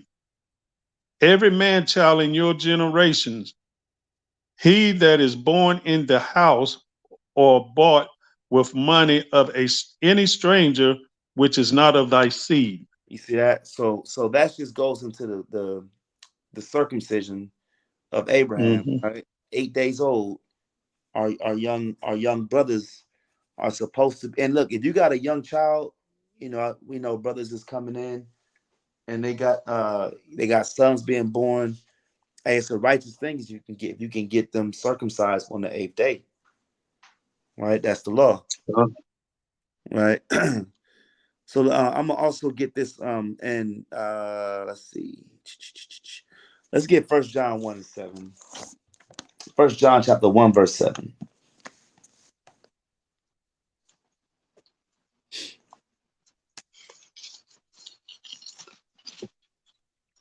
It's the book of 1 John chapter 1 verse 7. Come on.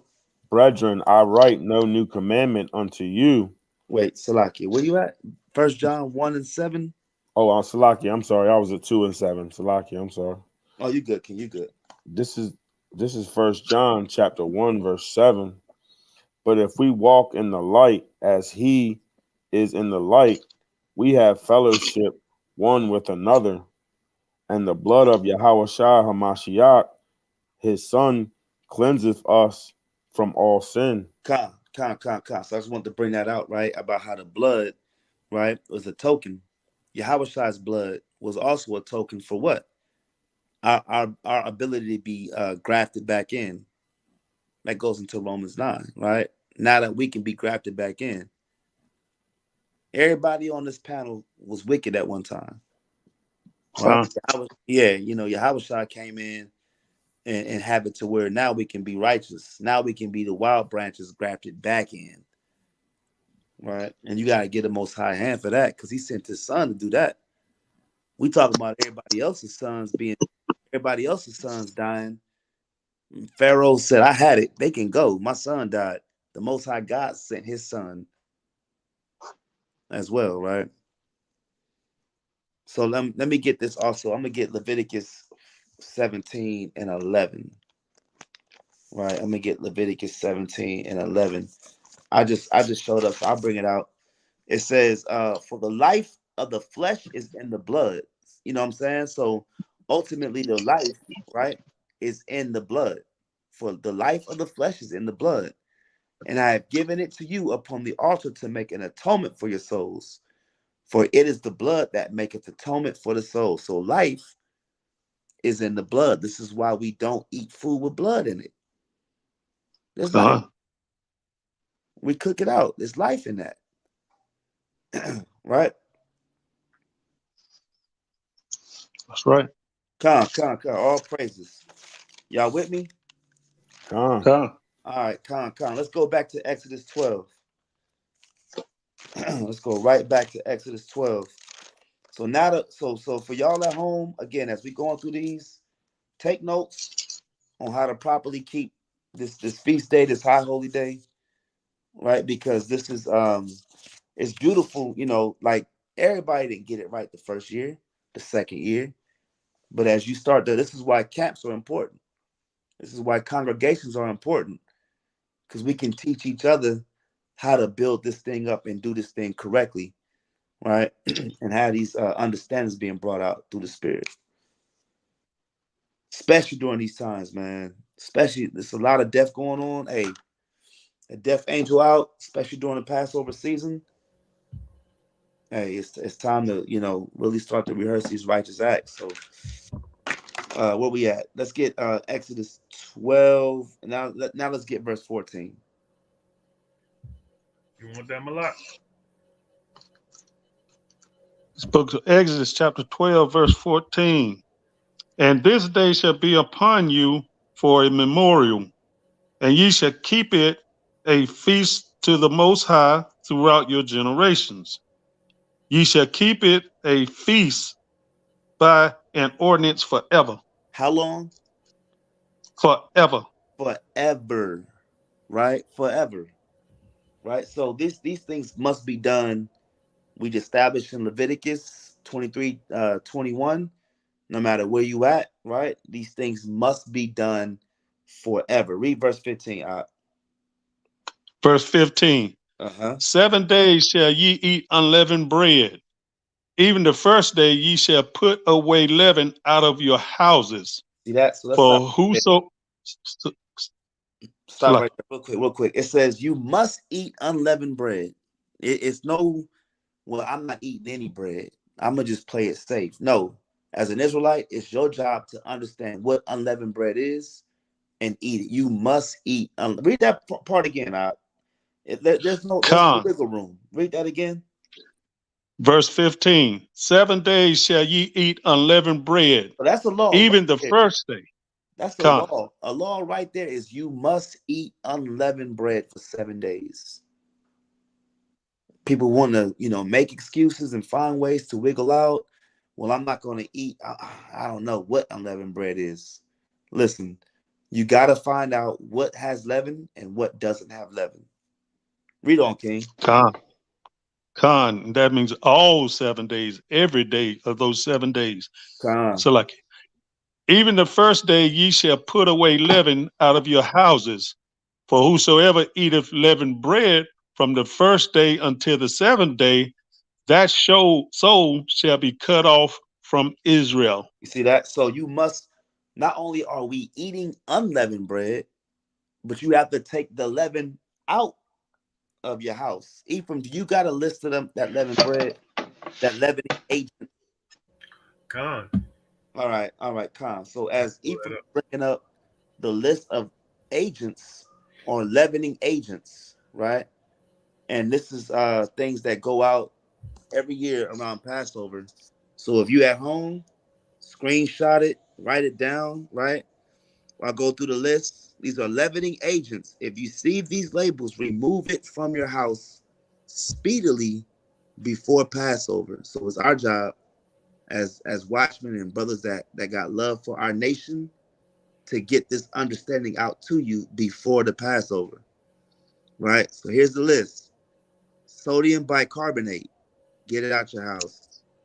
sodium acid, pyrophosphate, baking powder, ammonium hydrogen, ammonium hydrogen carbonate, ammonium bicarbonate, potassium bicarbonate, buttermilk, eggs, kefir, beer, brewer's yeast, ginger beer, leaven, sodium pyrophosphate, yeast, cream of tartar, sodium aluminum, phosphate, monocalcium, monocalcium phosphate, primary calcium phosphate, baking soda, and baker's yeast. Take a. Damn, King, you was hitting all those $1 million words. Hey, hey, Salaki, hey, Ephraim, where you get this list from? You want this one instead? Yeah, Is where you another. find that one at? Cause that one had eggs on it. I ain't never seen that on no list before. Yeah, At me either. 11. Me either. Cause people, I I know people noticed be that eating also. hella, yeah, people be eating hella eggs around Passover Uh, Oh for yeah, that's unleavened bread. right. Yeah, I never knew that egg Well, shoot that take out a lot of stuff. yeah, look it up. Look it up. And then here's the list that has items that may contain leaven. This is Passover Feast of Unleavened Bread: crackers, baked goods, pancakes, bread, pastries, waffles, cookies, and snacks. Soda pop, bottled water, meats, turkey, bacon, and sausage.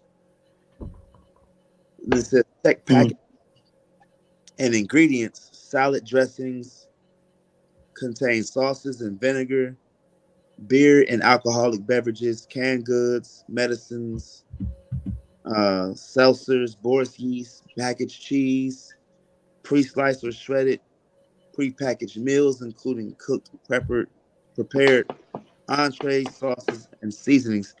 And of course, if you got that Gadite spice from our brother Gayal, he always puts out, before Passover, that his Gadite spiced 144K sauce does have leavening agents. So, It got vinegar. Anything that got vinegar. I don't know if that was on the previous list. Yeah, yeah. uh, Vinegar's a part of it too. Con. so Yeah, I was but looking at Slovakia. I was looking at the eggs, right? And I guess it's just the way that they're used because you can use eggs as a leavening agent if you like separate the yolks and just like whip up the crap out of the white. hmm That sounds very tough to do. Whip out the crap out. oh, yeah, I ain't know that. I was finna say because people be eating hella eggs for Yeah, unleavened bread. I was finna say, damn, I can't even eat eggs.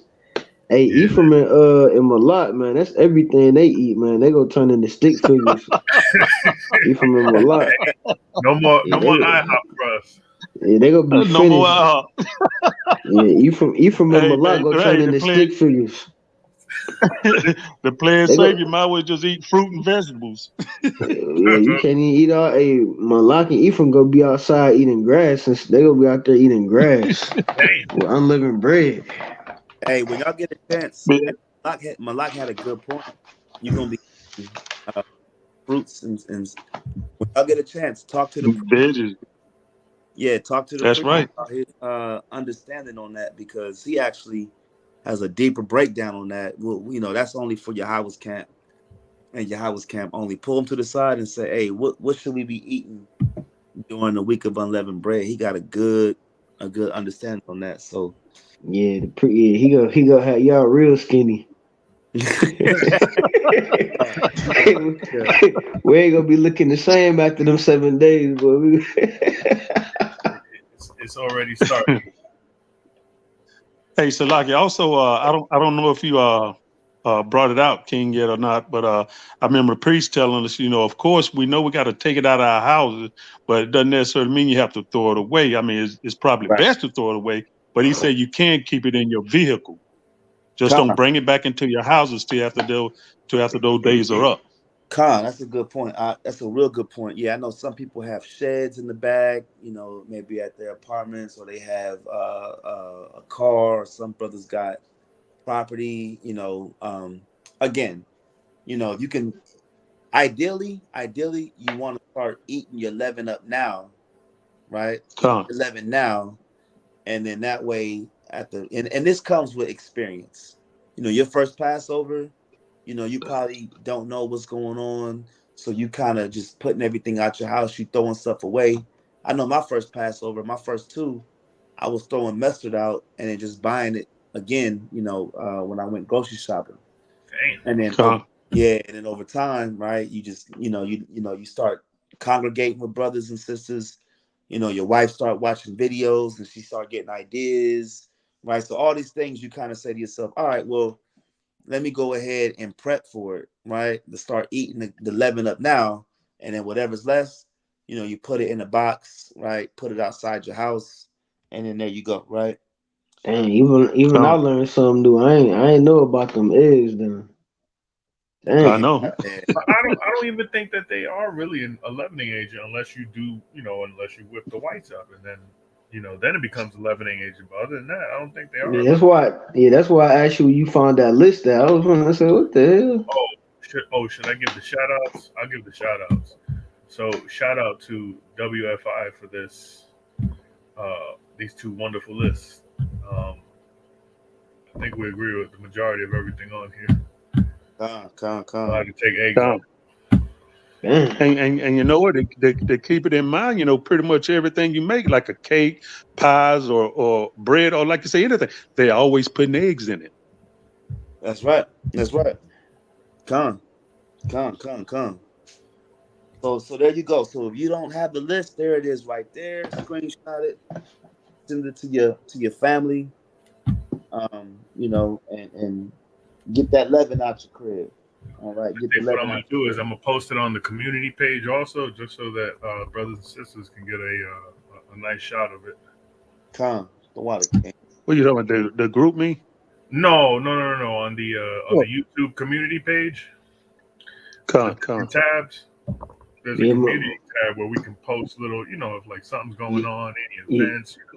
yeah. Malak don't know nothing about that. He old school. He don't know nothing about that. I don't. That's why I said that. Uh, con. All right, where we at? Verse 16. Exodus 12 and 16. Come. The book of Con. Exodus, chapter 12, verse 16. And in the first day there shall be an holy convocation, and in the seventh day there shall be an holy convocation to you. No manner of work shall be done in them. So let's stop right there. Right there, right? It's a holy convocation, right? A holy convocation. No manner of work. We talk about we treat this as a Sabbath. So, you know, if you can't get time off now, um, I mean, shoot, maybe if we hear next year, most high willing, brothers and sisters can get the day off, uh, uh, the night after the Passover, right? You want to have that day off, or you want to have that night off, most high willing, and of course that last day or that seventh day, you also want to have that day off because we got to congregate, we got to hang out, have a good time, right? It's the beautiful part about being Israel. We see each other a lot. We always get faces, and And we. that's the same with the tabernacles also. That's right. That's right. That's right. So if you can get that day off, if you can find a way to get off, or if you work for yourself, ultimately you don't want to work the day of the Passover or the day after, right? The night of the Passover going into that next day, you got to take that day off from working. And then, of course, the seventh day, right, going into that eighth day, you also want to take that off as well. All right, read on, King Salakia. Come. Oh,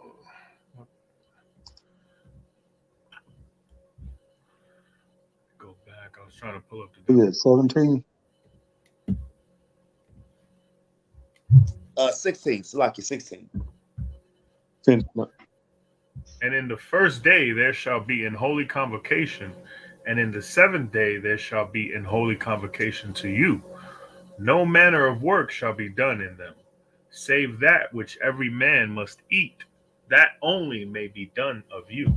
All right. So, and real quick, when you look up that word eat, I was studying that last part when it says, save that which every man must eat. When you go into the Hebrew word for eat, it literally means to burn or consume. So the brother is cooking that lamb throughout the night. He's okay to do that. Right? He's okay to do that. Um, Look up that word. Yeah, I see you go into it. What's that? Strong's H 398. Achel, achel, Look at that third definition: to devour, consume of fire. Right? To consume, destroy, annihilate. Now look at the Strong's concordance. It says to eat, of course, right? But it says at all to burn up, consume, or devour, which is, basically he's okay to cook that lamb throughout the night. That's not considered work, right? So you're okay to cook the last of that lamb, right? To burn it through the night, add more coals. You might have to get more sticks, do more labor to keep that fire hot to burn the rest of that lamb. That's okay for him to do that. Con. All right. Verse 17. Con. And ye shall observe the feast of unleavened bread. For in this self same day have I brought your armies out of the land of Egypt. Therefore shall ye observe this day in your generations by an ordinance forever. Come on. In the first month, on the 14th day of the month at even, ye shall eat unleavened bread until the 21st day of the month at even. Read on. 7 days shall there be no leaven found in your houses. So for 7 days, get the leaven out your houses, right? Get that leaven out your house, right? For 7 days. Find somewhere to put it, right? If you got to throw it out, if you have nowhere to go, throw it out your house. The Most High will bless you with money to buy more mustard and vinegar, whatever you got to have, right? But find a way to get Con. it out your house. If you're in the area and you don't have a way to get it out your house, reach out to one of us. We'll find a way to keep it out your crib, and have you rehearse the righteous acts properly, right? Read on. Con. Salakia. For whosoever eateth that which is leavened, even that soul shall be cut off from the congregation of Israel, whether he be a stranger or born in the land. All right, so real quick, let's get that word stranger in the Hebrew. All right, let's get the word stranger in the Hebrew because there's like four types of stranger in Hebrew, right? So we don't at Yahweh's camp, we don't subscribe to the idea that another nation keep the Passover, That's right? right. We like if you an Israelite, because the ultimately the Passover is about Israel being redeemed from the other nation of Egypt. So Bring it out. what does a Moabite have to do with the Passover? What does the Edomite have to do with the Passover? Right? So that word stranger, let's get that real quick. Because it says whether he be a stranger or born in the land. This is a law for when we come into the land, the Most High knew that we were going to have Israelites that were going to travel from all over the four corners of the world to come to Jerusalem and worship and keep the Passover. I'm going to say that again. The Most High knew that we were going to be scattered. This is why Acts 2 is important. Because when you go to Acts 2, you see Israelites from all over keeping the day of Pentecost, which is first fruits. The Most High knew that this was going to be an ordinance. So when you're in Greece or you're in Cappadocia or you're in Egypt, wherever, Philippi, wherever, right? Let's say you were born in one of these providences and you weren't born in the land, you were considered a stranger, right? So whether it says whether he be a stranger or born in the land, bring that out. And then Gad, can you get me Leviticus 25:35, King? Con. All right, get that word stranger in the Hebrew, Baba Kasha. Okay, let me pull that up again.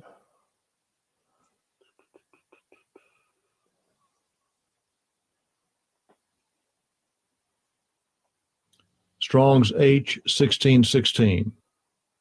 Gar. Gar. God, right? And the form just below that, Geir.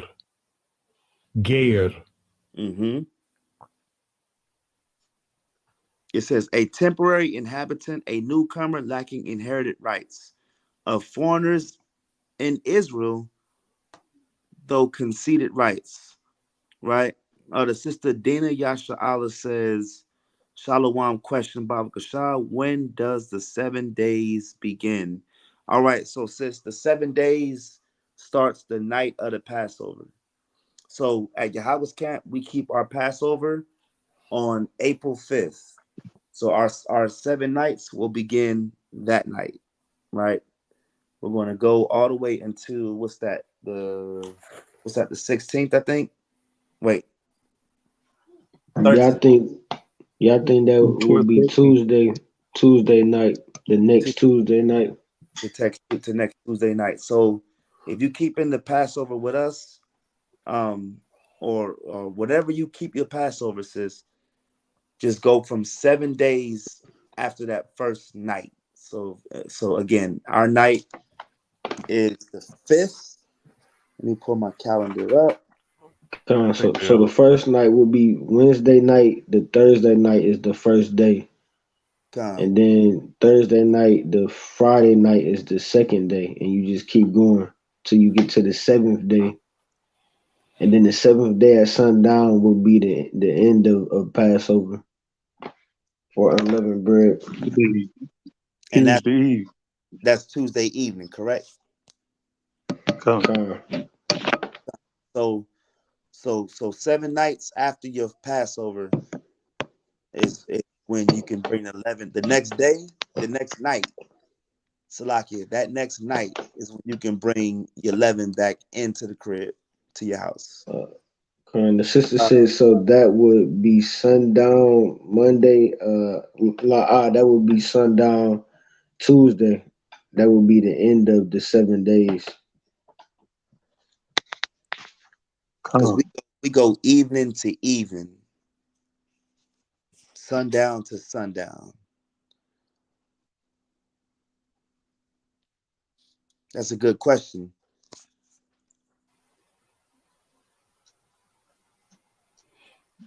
Where we at? Sojourner Khan, what's that in the Hebrew?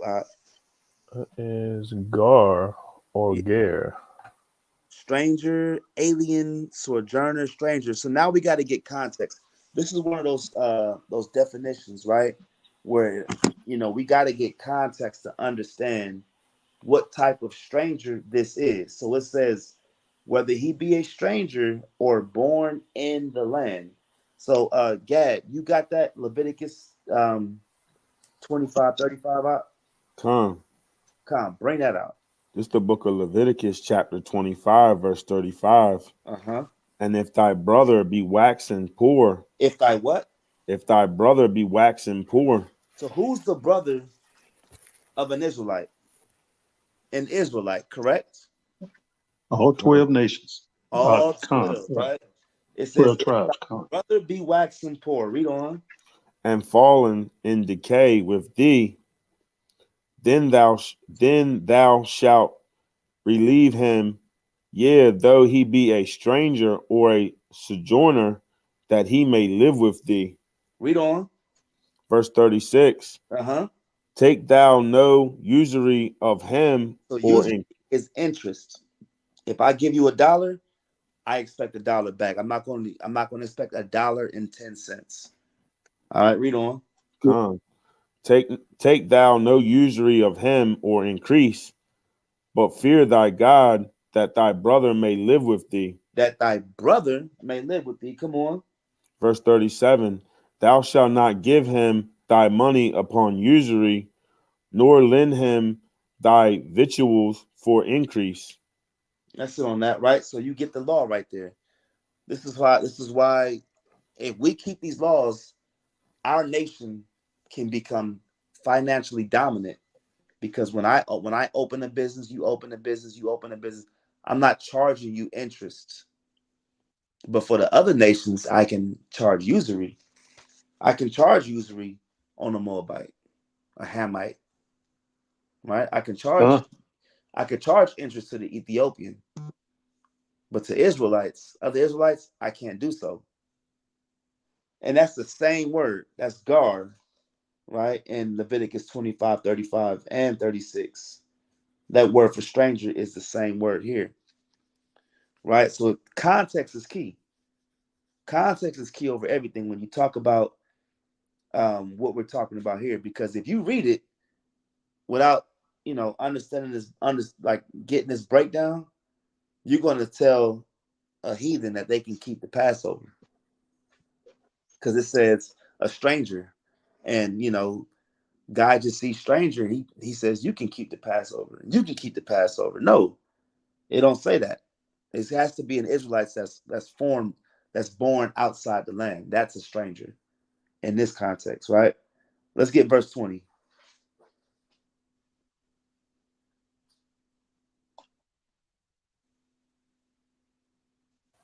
Con. Verse 20, ye shall eat nothing leavened, in all your habitations shall ye eat unleavened bread. Mm-hmm. Then Moses called for all the elders of Israel and said unto them, draw out and take you a lamb according to your families, and kill the Passover. He called the elders, right? He called the elders to do so, right? And he said, draw out and kill the Passover. Come on. And ye shall take a bunch of hyssop. A bunch of what? A bunch of hyssop. Does anybody know what the significance of hyssop represents?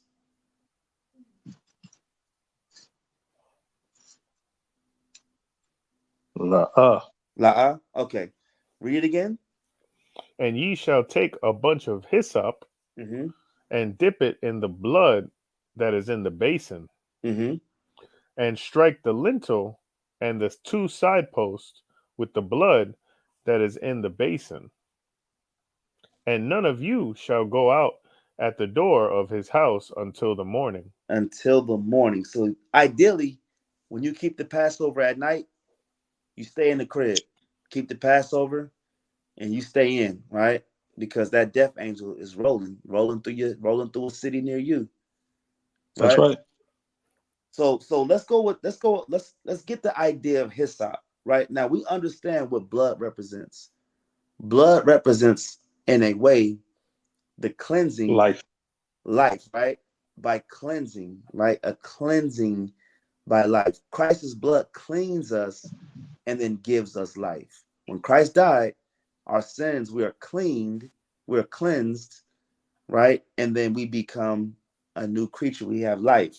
So can someone get me Psalm chapter 51, verse 7? And then whoever doesn't get that, I need brothers to get me Joshua 2 and 19. So Psalm 51 and 7, and then Joshua 2 and 19.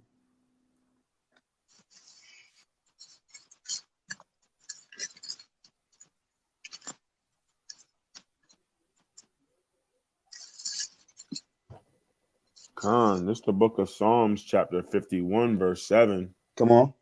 Purge me with hyssop, and I shall be clean, Uh-huh. and wash me, and I shall be whiter than snow. You see that? So hyssop is a cleaning agent. We're talking about a cleaning agent, right? So when it tells you in verse 22, and ye shall take a bunch of hyssop. Hey, this is how you know that we're talking about black folks, by the way. So look how he said it. And you shall take a bunch of hyssop. Like when I was coming up, we'll say this is how they say on the West Coast. They'll say, and you shall take a gang of hyssop. You know what I'm saying? Like a grip of hyssop, right? Right? Yeah. Or in New York, they say what? They say mad. You should take mad hyssop. So you shall take a bunch of hyssop, right? Esau We would say gang said, down here. yeah, we say gang, like you should take a dang, cuz take a gang of that hyssop, cuz. You know what I'm saying? So this is we Gang. talking about Israelites, man, right? Take a bunch of hyssop and dip it in the blood. This represents cleansing the house. You clean the house. Remember, and we're going to go into it, but the idea was that we would be absolved or be found worthy for the death angel to not come through and kill us. Take a bunch of hyssop. Now, the brother Joshua said, purge me with hyssop and I shall be what? I shall be clean. Wash me. It's like detergent,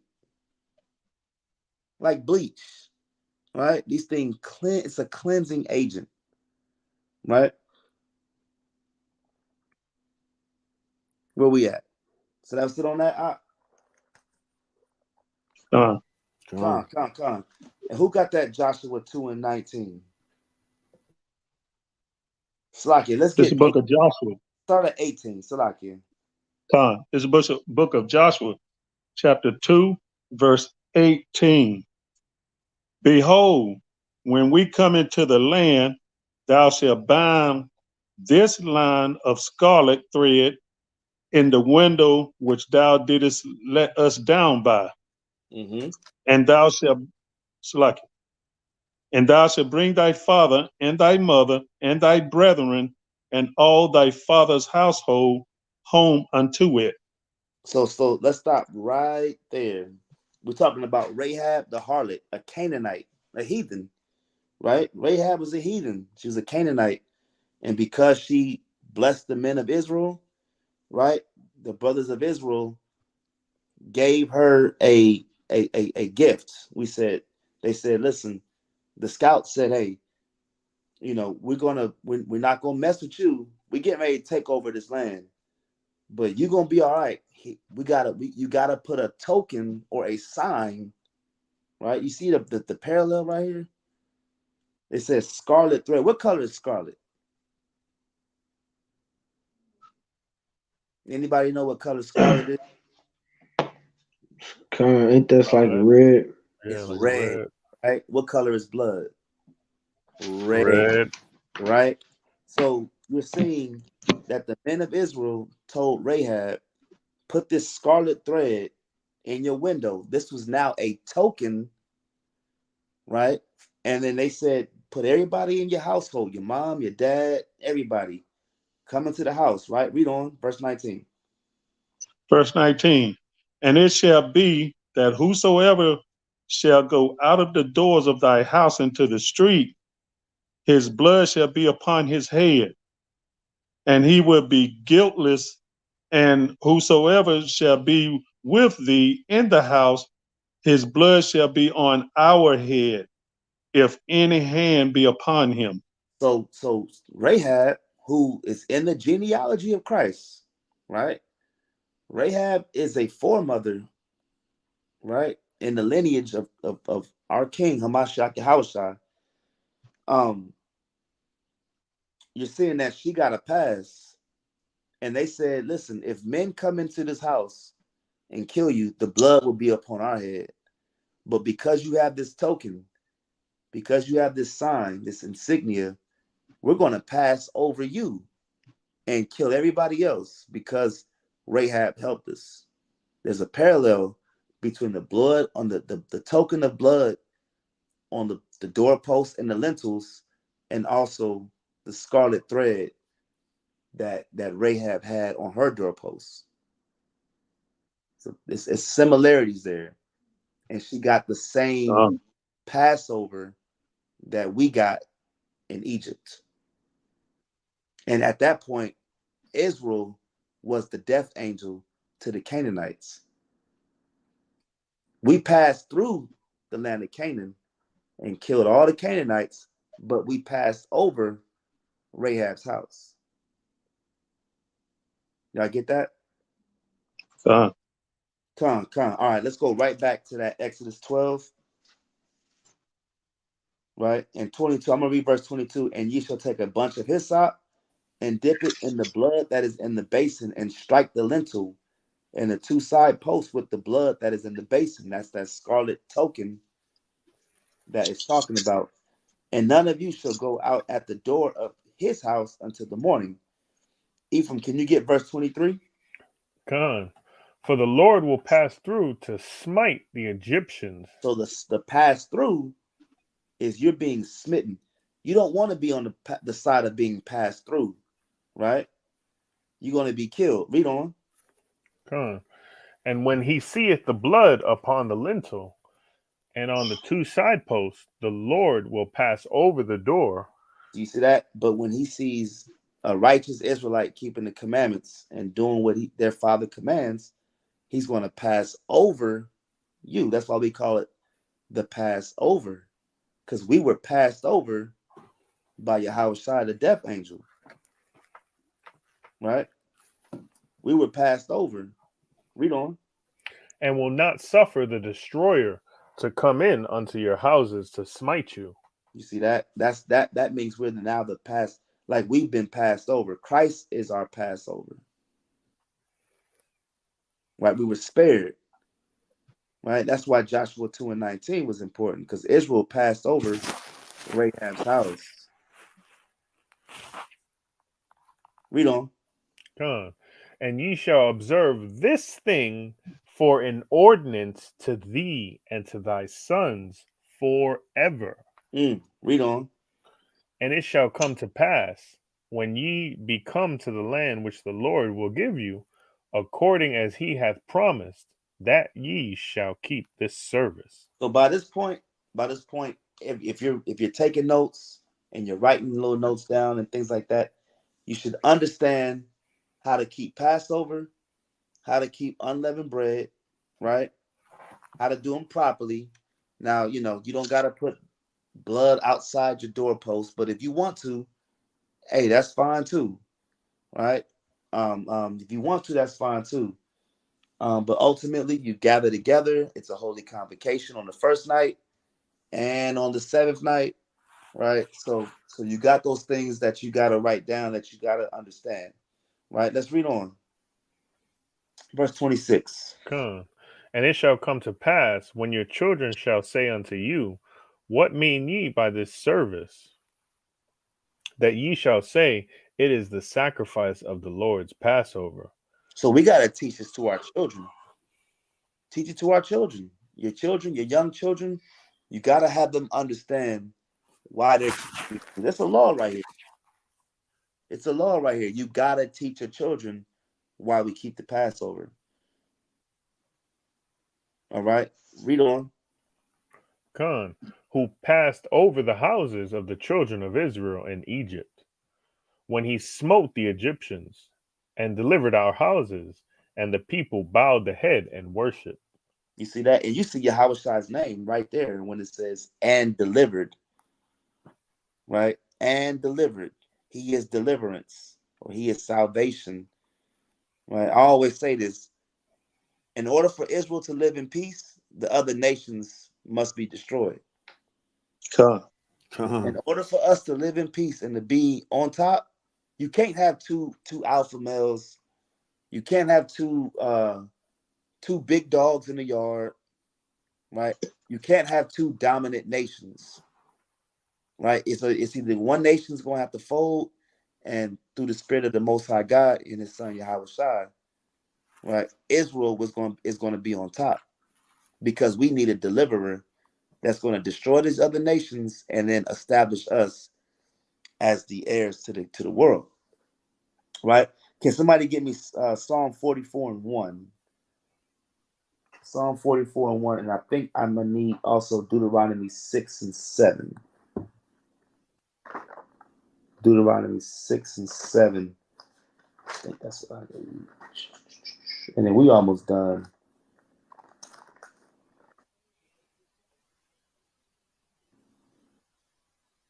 Yeah. Who got Psalm 44:1? Yeah, that's it. Bring it out. Khan, this is the book of Psalms, chapter 44, verse 1. We have heard with our ears O God, our fathers have told us what work thou didst in their days in the times of old. You see that? So even King David got the history of the Passover, right? Even King David was, listen, we're talking about oral tradition and even codified words that was written down, but it still nevertheless was passed down, right? Read verse 2. Come, verse 2. How thou didst drive out the heathen with thy hand, and plantedest them, how thou didst afflict the people and cast them out. You see that? So all of the wars that the Most High fought for us, right? It ain't just the Passover, right? A lot of wars, a lot of things that happen, we pass these things down. So if you coming in this truth as a young brother or a young sister, one of the things that you must focus on is learning as much as you can so you can teach your children. How much can I learn so I can, fulfill this law and teach my children? This is Deuteronomy 7 and 6, and it says, "And thou shalt teach them," talking about your children, "and thou shalt teach them diligently unto thy children, and shalt talk of them when thou sittest in thine house, and when thou walkest by the way, and when thou liest down, and when thou risest up." Right? So you see that where Yahweh says, "When your children shall say unto you," this is again Exodus 12 and 26, "when your children shall say unto you, what mean ye by this service?" Right? Verse 27, "that ye shall say, it is the sacrifice of the Lord's Passover, who passed over the houses of the children of Israel in Egypt, when he smote the Egyptians and delivered our houses." And the people bowed the head and worshipped. 28, "And the children of Israel went away and did as the Lord had commanded Moses and Aaron, so did they." All right. Now let's jump down to 43. If somebody can get Exodus 12 and 43. And then we're going to go down to verse 51, and that'll be it. God. The book of Exodus, chapter 12, verse 43. And the Lord said unto Moses and Aaron, This is the ordinance of the Passover. There shall no stranger eat thereof. Now that first stranger we saw that can keep it, that was the word ger. Is this the same word in 43 that you see in verse 19? Let's find out. Strong's H 5236. Oh wait, that's a different word. Nahar. What's it? Nahar. Nahar.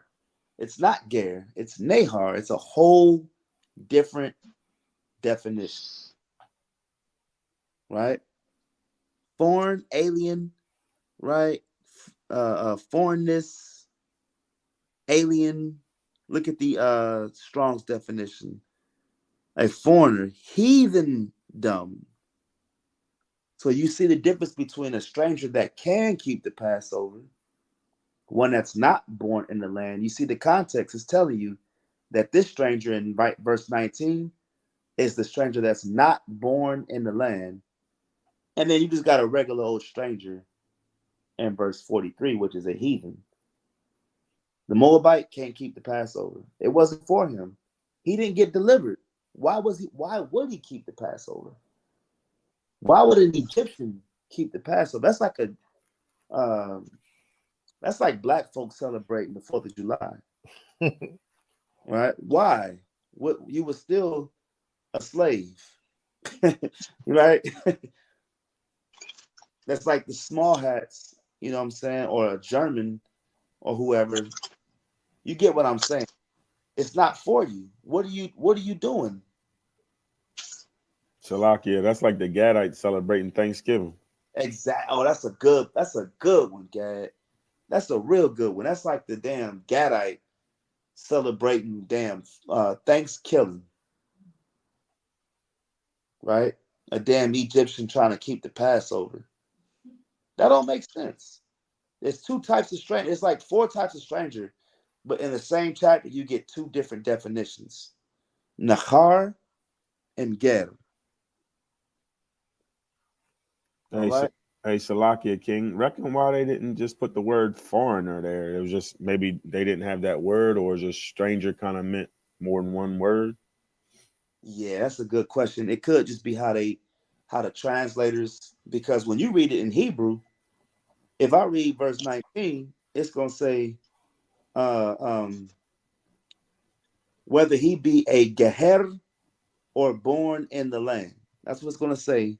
It's gonna say whether he be geher, right? But when I read verse 43, it says, "There shall no nachar eat thereof."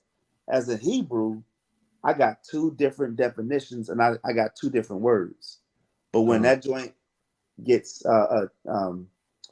codified and of course they transliterate it and it goes through different types of um, publishing processes, they just say, we'll just put the word stranger there. Yeah, just add stranger.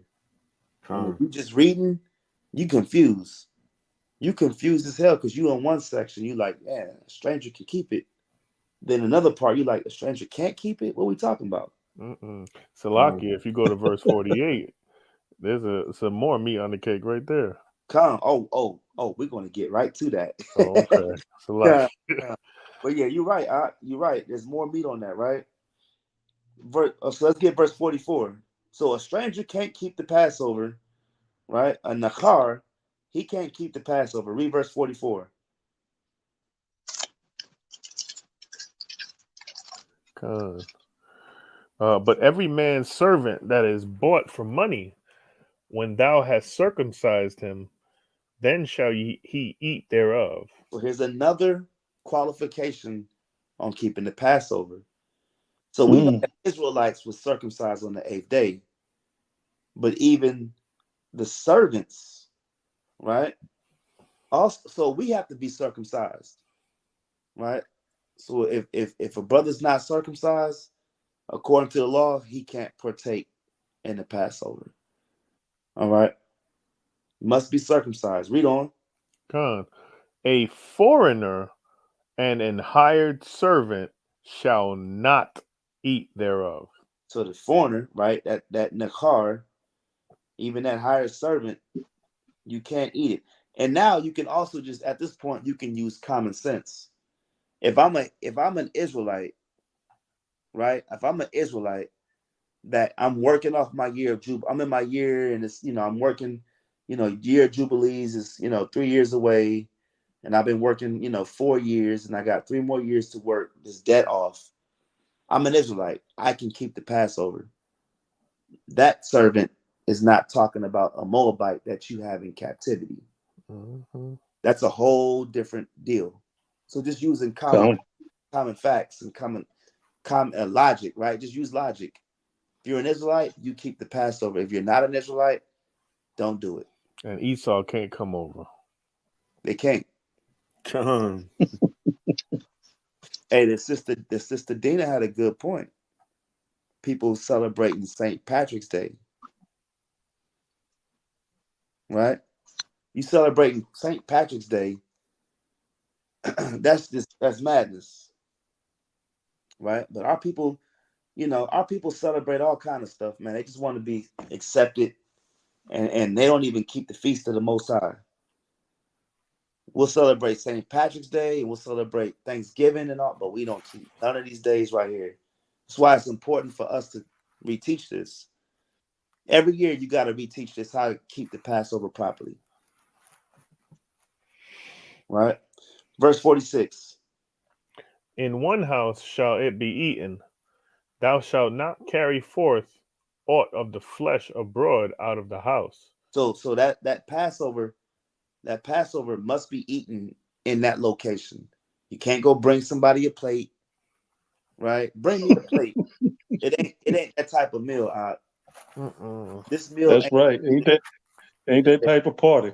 it ain't that type of part. This is a holy convocation. This is a sacred ordinance, right? Very sacred. Passover is very sacred. It's up there with the Day of Atonement, right? All these things they go hand in hand. So you got a brother that's he at work. and bring me a plate. No, You're gonna get struck down while you walking with the plate. right. And there's a law. There's a law. If you can't keep the Passover in month 1, you can keep it in month 2. So if you miss the law, if you miss the Passover and you don't do it right, you got next month to make it up. That's right. I seen brothers make it up.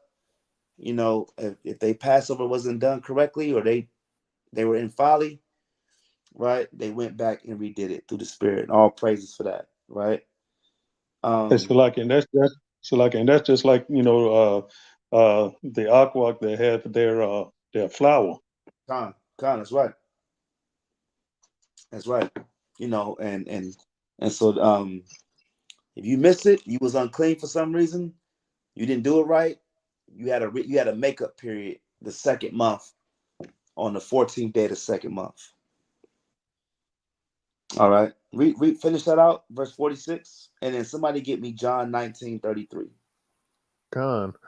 If one house shall be eaten, thou shalt not carry forth aught of the flesh abroad out of the house, neither shall ye break a bone thereof. You should not break a bone thereof, right? So, when you talk to some of these brothers that's non-messianic, they don't believe in the Messiah. They'll say you that Christ was a blemished offering. They'll tell you this. I had a brother. I had a brother call me a couple years ago. What was it, about what? Was it about 2 years ago?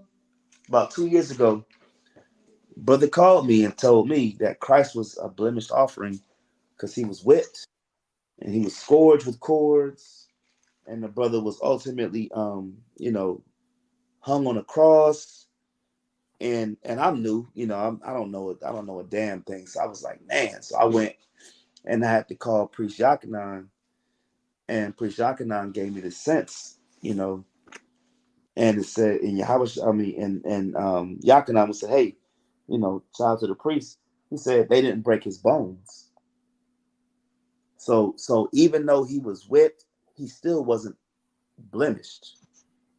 He still was an acceptable offering. We read throughout the scriptures on why he was accepted. He was just. He did no wrong. He was pure. All these things, right? Hebrews 9:14. But ultimately, there was no bones broken. Right? Let's get that. John 19:33. This book of John, chapter 19, verse 33. Start at 32. But Somebody. when they came, thought 30, where? 32. My bad. 32. Come. Verse 32. Then came the soldiers and brake the legs of the first and of the other which was crucified with him. Mm-hmm. Verse 33. But when they came to Yahushua and saw that he was dead already, they brake not his legs. So he doesn't qualify for an unblemished offering because his legs were not broken. You can't break the bone of the Passover. Read on. Come. Verse 34.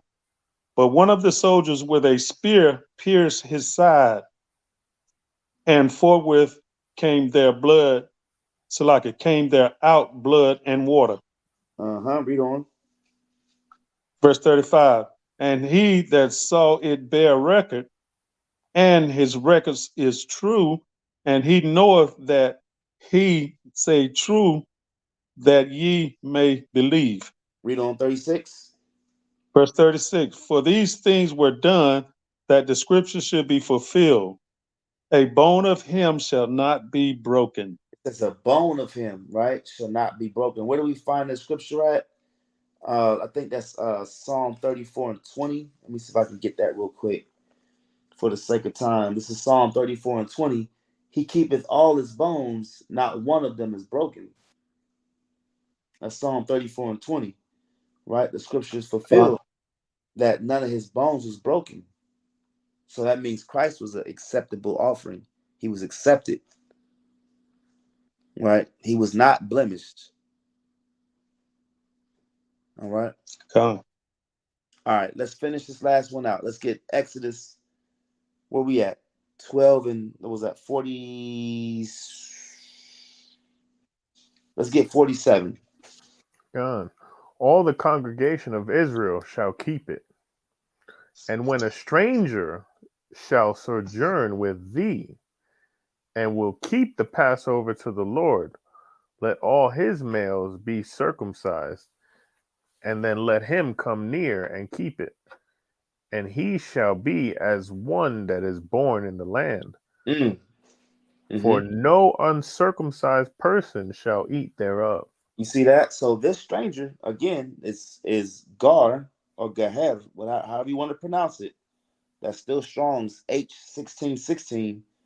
Now we're going right back to that same stranger in Exodus 12 and 19. One that is a sojourner, an Israelite that's from, Compton, California, or, wherever. He's coming amongst the other brothers. He's as if he's born in the land, right? It says, and he shall be as one that is born in the land. That's that stranger we're talking about. We're not talking about another nation, right? Verse 49. One law shall be to him that is homeborn, and unto the stranger that sojourneth among you. Mm-hmm. Thus did all the children of Israel, as the Lord commanded Moses and Aaron, so did they. Mm-hmm. And it came to pass the selfsame day that the Lord did bring the children of Israel out of the land of Egypt by their armies. By our armies, right? So, ultimately, through the spirit of Yahweh Shem Yahushua, hopefully this was a good understanding on the Passover. We right at 2.5 hours. I want to thank the brothers that was on tonight for adding the precepts, putting their knowledge in, putting their brick in. The water to y'all brothers for bringing out those mighty precepts, man. Love y'all brothers for that. And thank you for the sisters that was in here asking questions, adding their insight as well, being modest and being in quiet in the congregation as we were able to bring this truth and sincerity out. Hey, listen, at the end of the day, if this understanding is food to the stomach, man, hey, meditate on this throughout the week, so that way when we bring this in, you're gonna hit the ground running, come the night of the 5th. All right. So, Most High willing, this was edifying. If anybody got any questions, please feel free to add them into the chat. Please feel free to add your 2 cents, add questions if you have it. Other than that, if brothers want to add anything as we start to shut this thing down, please feel free to do so. I'm gonna go on mute. Yeah, that was a powerful lesson through the spirit and power of Yahweh Bashim Yahushua. All praises. Khan, mighty breakdown, King, mighty breakdown. Come on. All praise to the Most High. All praises, all praises. And with that, man, I want to give all praises to the Most High God. We say, Kahala, Abanawi Yahweh, Bahashem Mashiach Yahweh Shai. As we go around the panel, I'm going to go ahead and start it off. I'm Brother Officer Taziyar Ra'am. I'm Brother Yahshua Ban Yahweh. Brother Malak Judah. Brother Ephraim. This is Brother Joshua Bungad.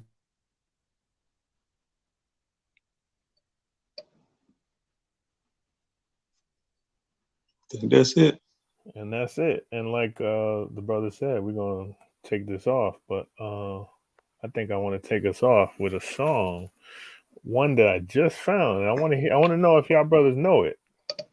Right? I'm going to put it on right now.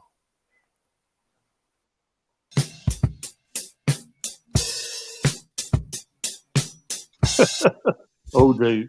Hey, and we could go out with this. I'm good with that. Hey, is that a lamb? All right, watch out now. Right in the front. Watch y'all.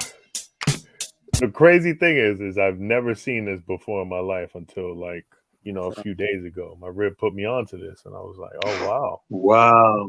Where you been, Hey, I've been in the Bronx. Under a rock, apparently. Praise. That's where the funk got started.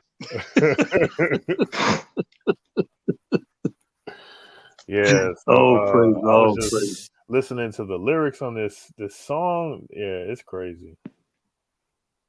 George Clinton was trying to bring it out back then. Yeah. So without further ado, ladies and gentlemen, adios. Shalom to the family. We out. Off my toe. Come on, girl. Put your Snoop in, mother. Start y'all here, citizens of the universe, getting it on, partying on the mothership. When Gable's horn blow, you better be ready to go.